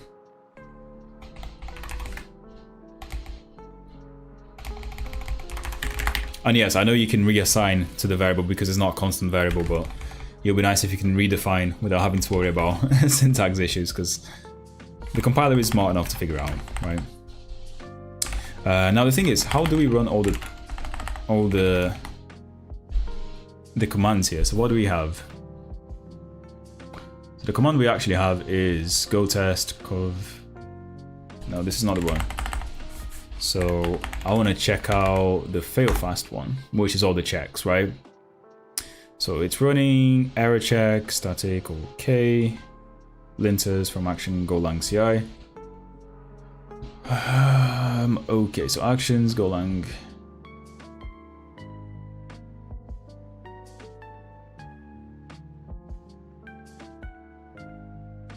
What's the command we're using here? So what we're actually doing is Golang CI lint run. Disable all -e. Okay, so Golang.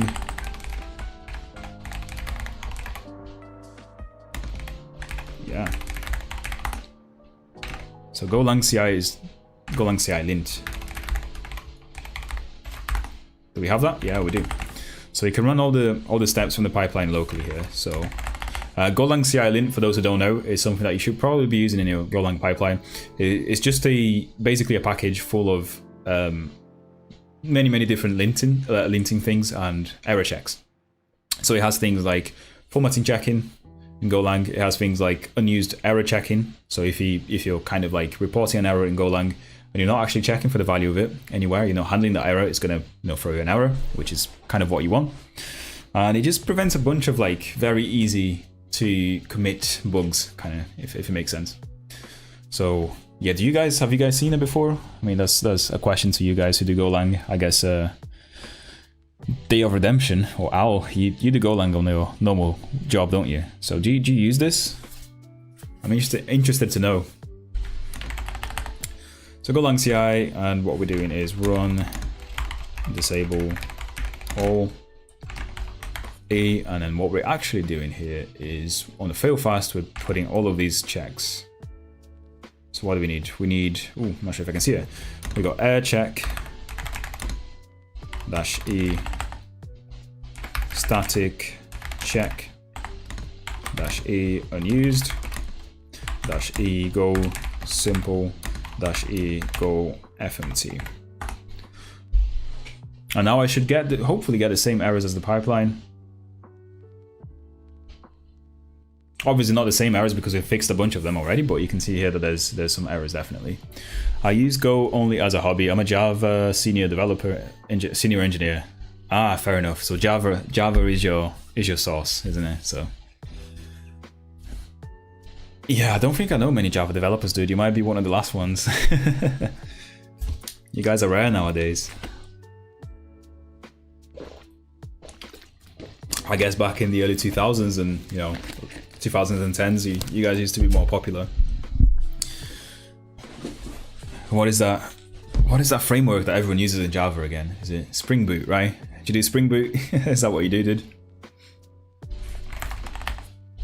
So what's the error here? Not enough arguments in the call.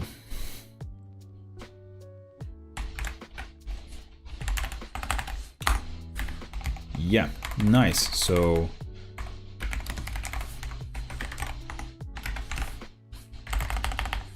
let's run that again.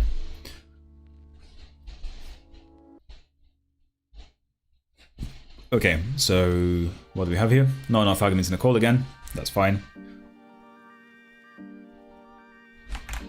These are all the places in the test where we genuinely broke things because we have a new argument passed down to the setup roots, right? So this one kind of sucks. So I'm gonna change it.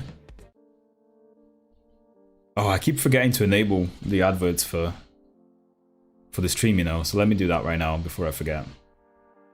Sorry about that, guys, but you might get an advert. And if you do, please don't skip it, because it does help me out quite a lot. And I still see 0 likes here, so please, if you haven't liked the video yet, don't skip it, because it does help me out quite a lot. Oh no, never mind, I see 8 now. I just wasn't refreshed, basically.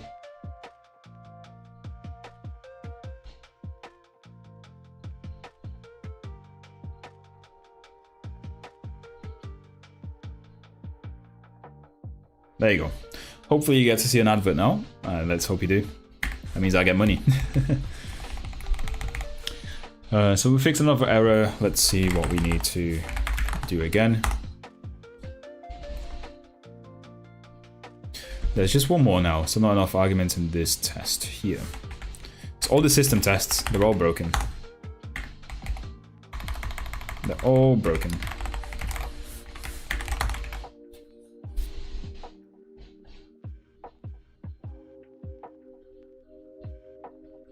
And by the way, if you guys are still watching, I've got a new video coming up in the next 2 days. It's been edited right now by Sandeep, who's my editor, and a very, very nice guy, and also very good at editing videos, coding videos. It'll be about Docker, so like it might not be everyone's cup of tea, especially if you've already done Docker before. But when that video comes out, I'm just gonna ask you guys to please watch it until the end, because YouTube watch time is king in terms of measures, and also give it a like. Because yeah, and in fact is the first video on the channel that we actually have a sponsor for, and the sponsor is someone called ChainGuard, or a company called ChainGuard. And if you are interested in running super secure Docker images where you have basically 0 CVEs, ChainGuard is a very good starting point. So they provide like free Docker images with 0 CVEs, and they're very lightweight as well, very lightweight actually. So some of them are kind of like 3 megabytes, and you can build your applications on top of that. And yeah, I mean, these guys are sponsoring the next video, so I would appreciate if you guys can watch that in the next few days, maybe on Wednesday. That's when I'm planning to publish it. And yeah, help me out to actually get more sponsors in the future. So again, let's see if it fixed now. Good. So now we have basically no go fmt. Okay.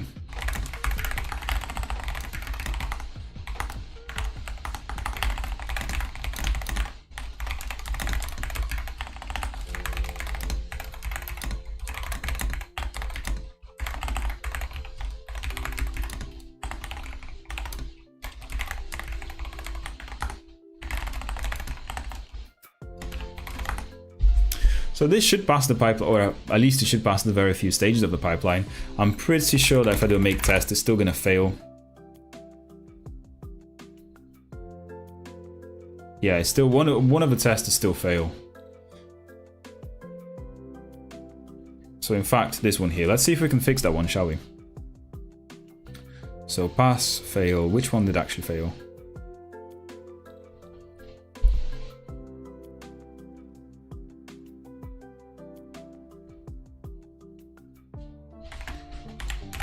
Is it the same file as we had before? No? It's a different one. Huh? That is interesting. Okay, fail.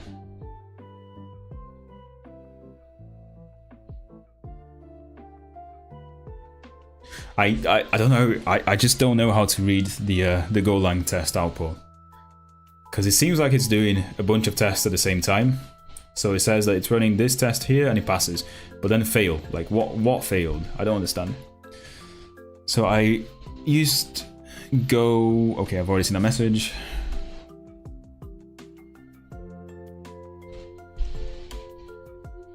In the meantime, let's see what's going on in the pipeline, shall we? So this one is getting a little bit further, for sure.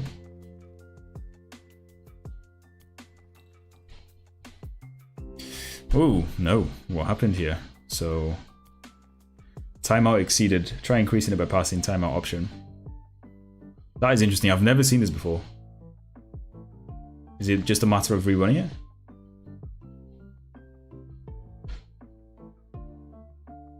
So Go FMT CI has a timeout. Go FMT CI lint timeout exceeded.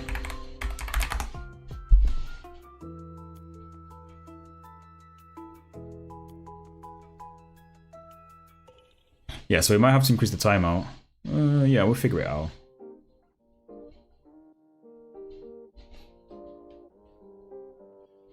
So the project might be a little bit too big now for Golang CI lint.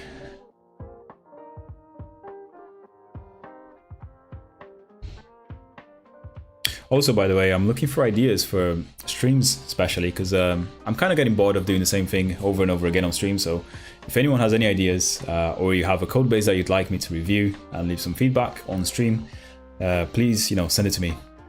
I've already got one code base which was sent to us by Robin, and we're going to be checking out some C++ code in the next stream. I don't know when that's going to be. That's probably going to be in a few days. I think I'm done with back-to-back streams. That's something I was talking to some of you guys actually. I kind of want to have some more time to make actual videos. So that means that streaming is probably gonna only happen like once or twice a week for me.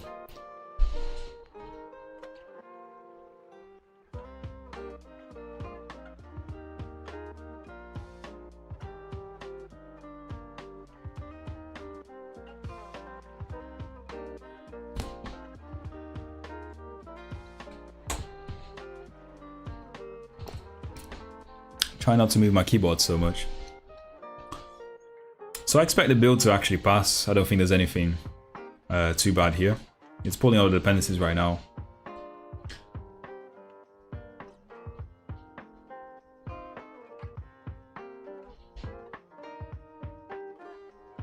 Okay, now this is the one I'm expecting to fail on the pipeline as well. The reason why I'm watching the pipeline is just so I can kind of see if the tests are just failing locally for me because I'm missing something, or if it's actually a real problem somewhere. And I suspect that it is. We're about to find out, I guess. After he rebuilds everything again.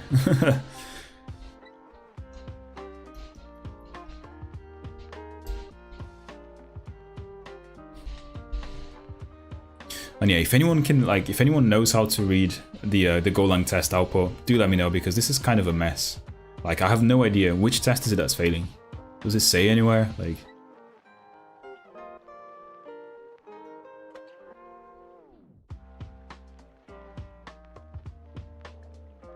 run test post exists, and then test post exists did pass there.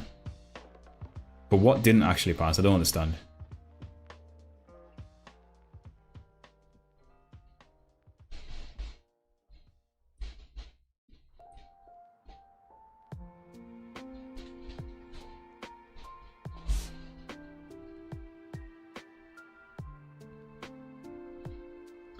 Okay, in this one we're getting a little bit more output.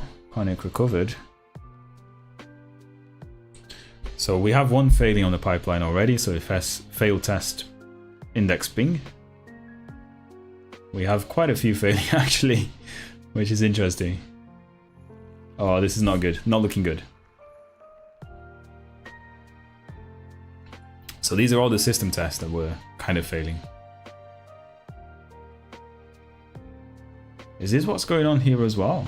So I guess, yes, we have some panics. That's why it fails at the end, right? So for some reason the output is much nicer on the pipeline than it is on the locally. I think it's truncating the output because you run the test via makefile. Have you tried go test? Yeah, I'll try that, dude. But as I said, we also have like a nicer output here, so we can kind of see which ones are failing because we have panics, right? So we have, for example, we have a panic here in this one. Let's see which test it is. So setup roots, post handler, admin post, admin.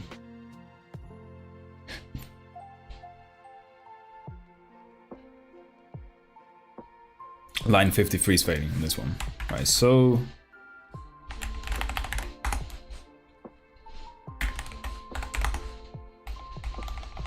these tests are apparently failing. So let's see.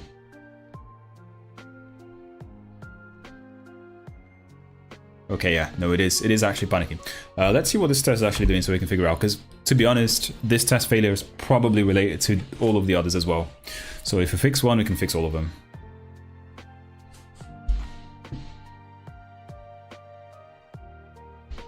Yo, hello Slim, hello dude. How's it going, man? It's good to see you, man. I've been back after a long time. Okay, so that's not actually running. Why is that?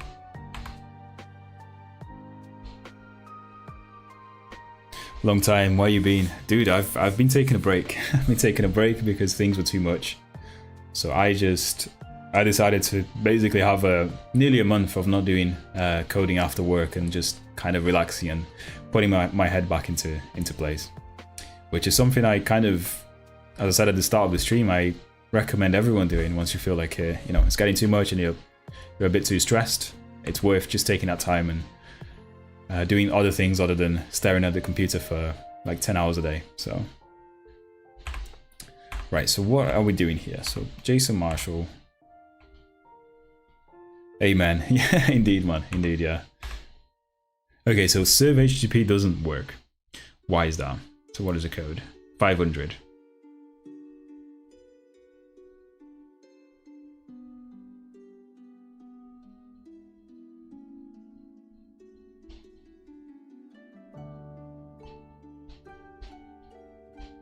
Okay, yeah, we can kind of figure out what's going on here. So this is which test? This is admin app endpoint on posts, right? So we look for the posts endpoint on the admin, and then we can figure out what's going on here from there. Posts. So we have admin app posts, right? So we are going to look at the post handler in here, and we're going to put a breakpoint there, and we're going to go back to the file where we were just looking at, this one here, and debug. Good to see you back. Yeah, thank you, man. It's good to see you guys as well. Like 100%. I definitely miss you guys. So we run into here, we run in there, serve. Okay, let's see what is going on. So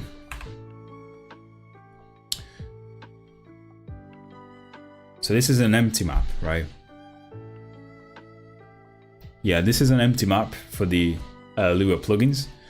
So we don't have any plugins, and I kind of feel like that's probably the reason why it's failing. It's probably expecting it not to be empty, and we'll figure out. So go into the content, rejects, shortcodes. We haven't found anything. That's good. Okay, so he panics there. That's where he panics, right? So let's see if I can run that again, because I didn't quite catch exactly what was panicking.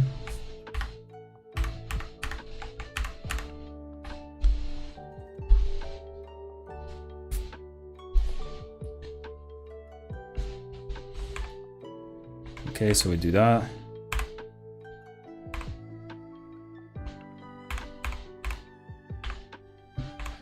So we compile the regex and we get all the shortcodes, partition strings. This is going to be messed up, isn't it? Let's see. So partitions make the string start equals 0. Yeah, this is a quick partitioning algorithm that I just came up with on stream. And I think this is probably the reason why it's crashing, right? So when the text is kind of empty. What is window? Indexes.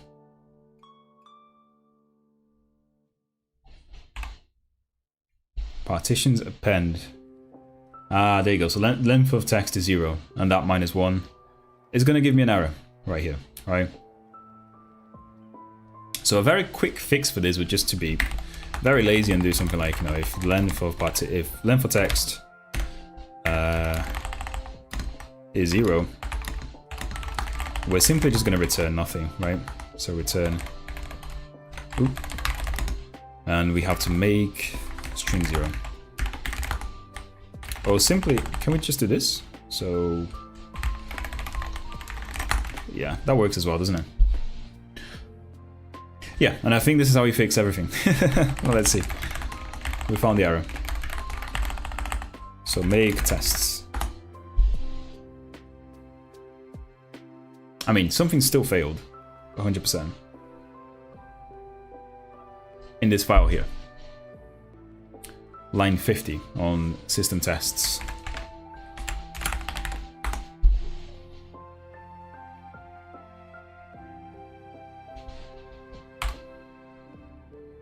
Let's debug it and see what's going on.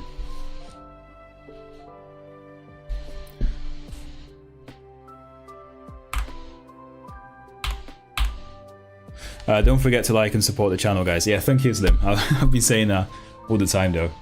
I feel bad for asking all the time, but that's how you grow on YouTube, isn't it? And also, don't forget to like the video that I'll be releasing later on this week when you guys get it. Make sure you watch every single second, because that's what counts, dude. What's up, man? What's up, Muslight? Muslight, is that how you call it? Dude, I have no idea how to say your name, but I'm gonna guess it's Muslight. Welcome to the stream, man. First time seeing you here, I think, right? I've not seen you before, but welcome. And yeah, feel free to ask any questions. Feel free to correct me on anything that I do wrong. And anything else, really. So yeah, see that is failing again. So it's again somewhere in the text transform code. So this is what happens when you write an algorithm by hand and don't use like a library or anything like that. So for example, in this case here, I wrote a text partitioning algorithm, which obviously has some bugs in it because it's causing tests to fail. And these things you only kind of spot when you have good testing, which is kind of what we're at a point at Urchin now where most of the endpoints are tested and most of the important functionality is actually tested. And I'm glad for that, because, you know, adding new features like this, it becomes easier because we spot like mistakes straight away. And that's why you should have, you know, testing, regression testing, all types of unit testing, always really good. How you doing? No, not the first time. Oh yeah, I think even in your Discord, bro, with different nickname. Right. So yeah, I mean, I you know, welcome back, I guess, but sorry if I don't remember your YouTube nickname and your Discord one. But I'll make sure that I remember it now, though. Don't worry. Next time I see you, I will make sure. So length of text. Test post content. Ooh.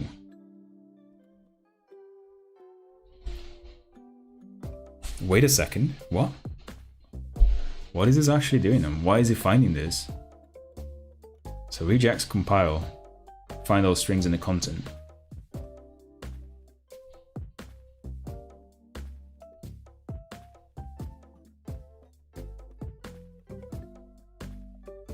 What?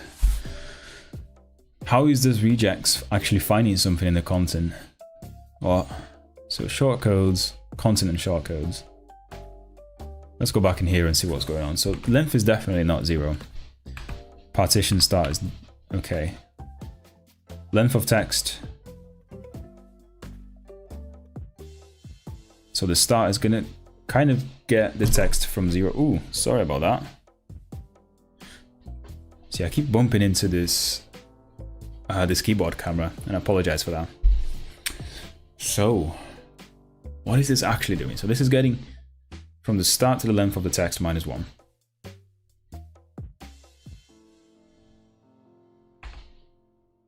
And partitions is just that. It just has.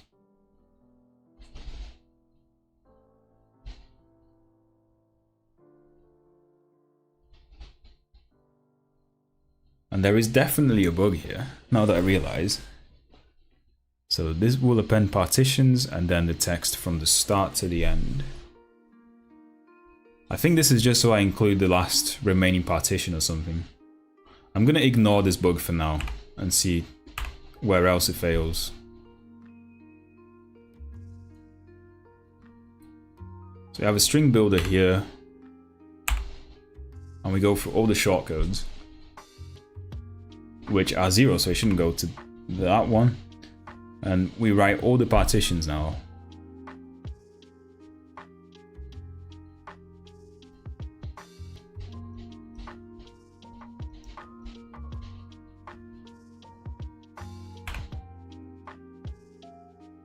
Right, so it's actually on the string builder that's failing.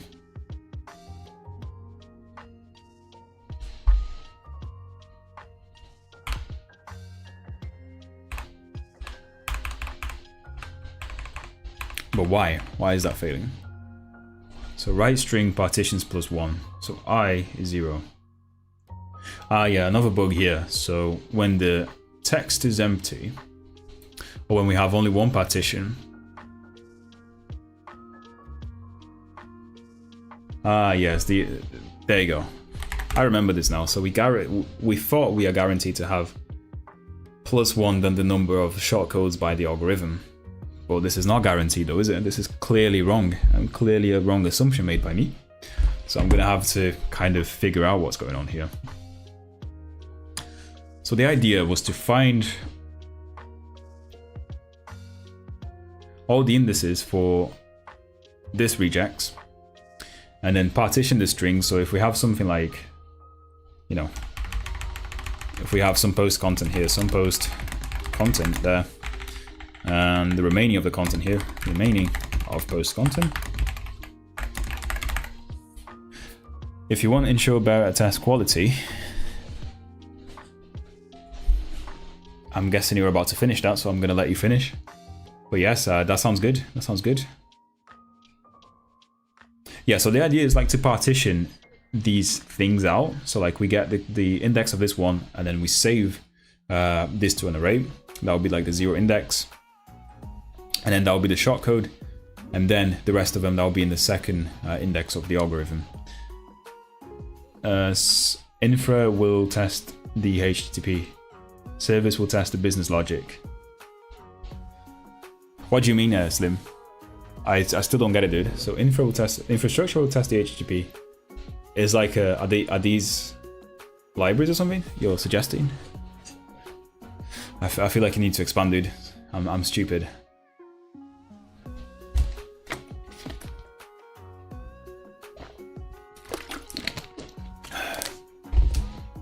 But anyway, so that was the intention of this thing here. But clearly when we have no shortcode in the string and a very short string. Yeah, so this is another fix here.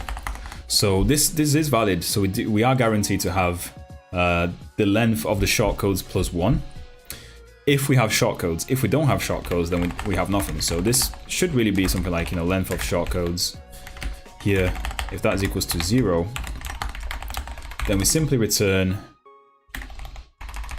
I guess no error here, but also, what do we have? So a string. We simply return the content, right? And that's what it should have been. Now, let me test that. Let me test this theory. Think of your app like an onion, like layers. Yeah, I like that. You put all your handler business logic in a service. You can test the logic in isolation with the HTTP handlers and stuff. Yeah, we kind of have something similar now though. So basically what we have is like, I kind of have tests where I mock all the internals, so like databases and things like file accessing, image accessing. And those are like in the unit tests, where I basically just test the, that the endpoint logic is kind of working. And then these tests that are failing now are more of, I think they're system tests, right? So where I actually spin up the proper database and spin up the actual application. And this is going through the actual application, if it makes sense. But yeah, I mean, I like your logic though. I do agree with that. Yeah, I 100% agree with that. Yeah, I gotta say though, the tests are a bit messed at the moment because like they're a bit kind of everywhere, if it makes sense. So like we have some mixed testing. For reference, this is what it kind of looks like. Let me just bring it up for you. So we have all the tests in tests, right? So we have like the unit tests themselves, which are inside app tests and admin tests. And then we have like the endpoint unit tests where we basically just mock everything. Let me know if you kind of think this is shit, because I can definitely improve this. But these unit tests are just like running the endpoints with everything mocked, basically databases, like image mocking and stuff, so that nothing actually goes through the proper logic. And we have the same thing for the non-admin app, so the actual app here. And then I have system tests where I have an in-memory database library. I'll contribute to the endpoint. Thank you, dude. Yeah. So the system tests actually have like an in-memory database library where it basically spins up a MySQL database in RAM, right? And I use that database to run the system tests because we can kind of poke into the in-memory database and see values of things. So that's how the system tests are kind of running. So nothing is mocked on the system tests. And I avoid, like we should really write way more unit tests than the system tests. These are just for end-to-end testing, if it makes sense. But yeah, dude, if you can contribute even with like suggestions on the issues on GitHub, feel free to do that. The link for the repository is on the description, so feel free to access it and leave your opinions in there, because it's much appreciated, man. I'll tell you that. As you can see, I don't really do that much Golang, so any sort of help or suggestion is appreciated all the time. So get post handler, this is not where we were before. Is it this one? Yeah, okay, so that runs a little bit better now. Okay, so we still have things that are failing at the moment. Pass, fail. So this one here, fail, negative input key.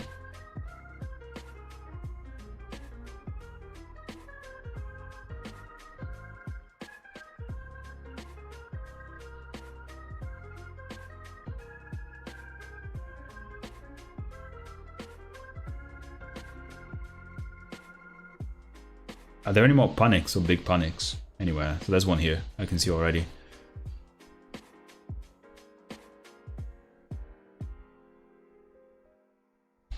Right, let's see if we can fix this real quick. It seems like we broke a lot of tests though, just by doing this, which is interesting. Oh, this is still broken, what? Is it? What? Why is it passing? Why is it failing?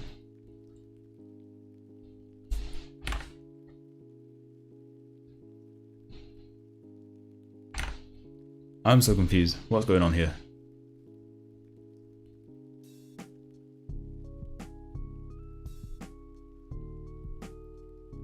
Build a right string, partition +1, so.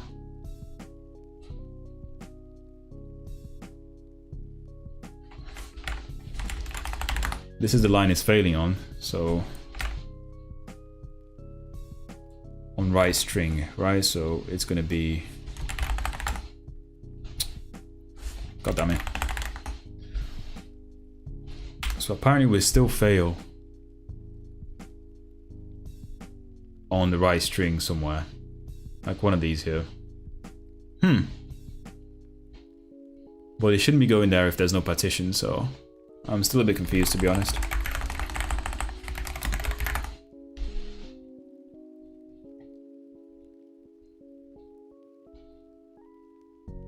When do you start seeing failures? That's the question.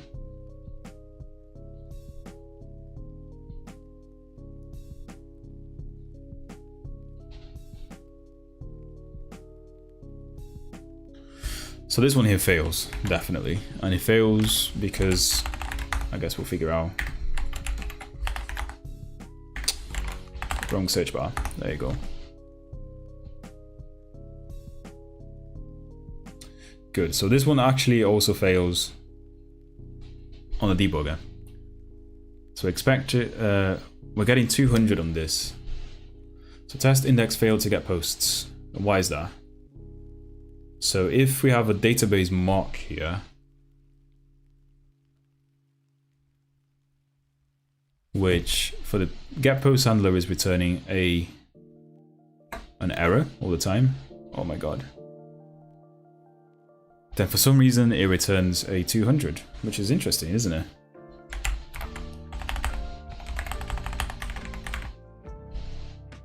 And this is what?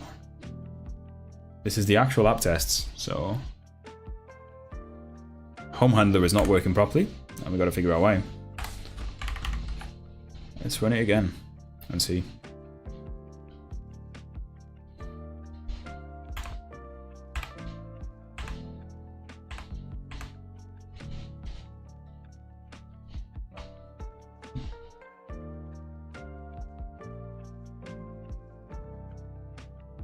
S is invalid.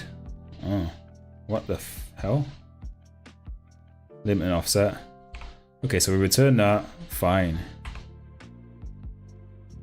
Ah, yes, because we removed this error. Oh, this is annoying. So, you know, for the sake of leaving things as it was, let me put this back. The reason why I removed or come into this line now is because some of the generator functions are already returning, or they are already responding to the user with errors, and then essentially they respond twice with the error.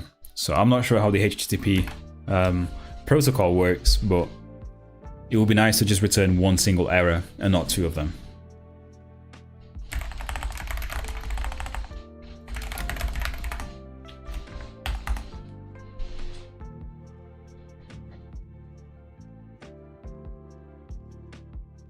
Okay, things just passed now, and right? Yeah. I guess that's the final piece of the puzzle. So if I do go FMT, okay, and now we just kind of add everything that we need to add here.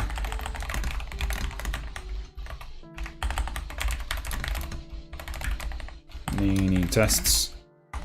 And what did we actually fix here? So we had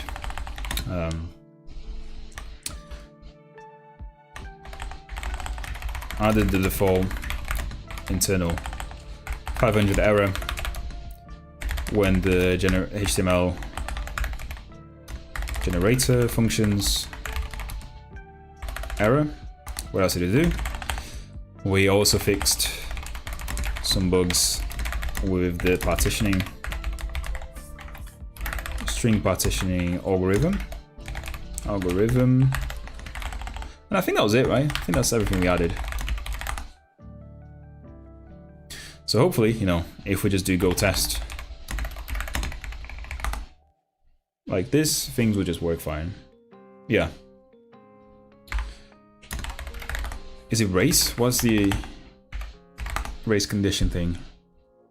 I should be running tests with a particular flag in Golang, and I think that's race, right?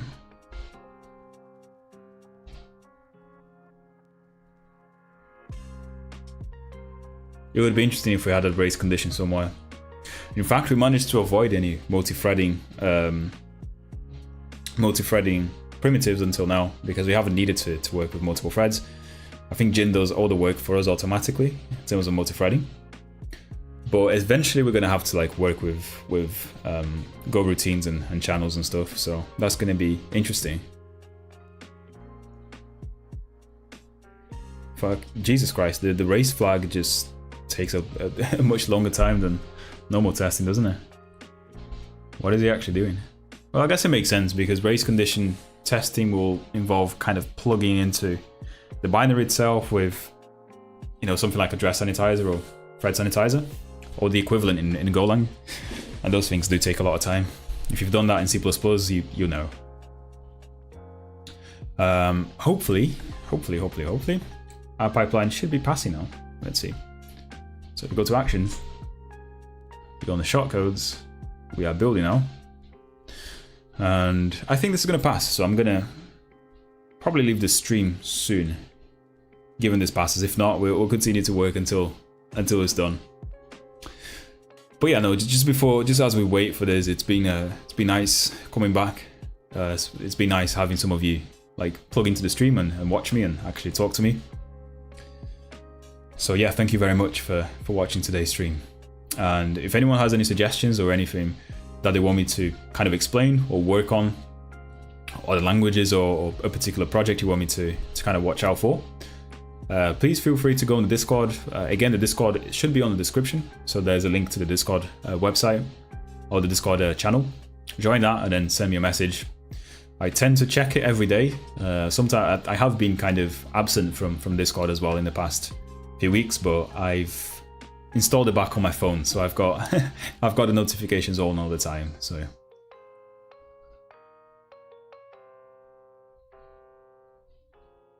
in terms of the next stream, I think I will be streaming again later on this week. The reason for not doing the streams back to back as I did in the past is, as I said, that tends to leave me very little time to work on other stuff. Like, I'm trying to get some more videos out, some actual like long form videos on YouTube.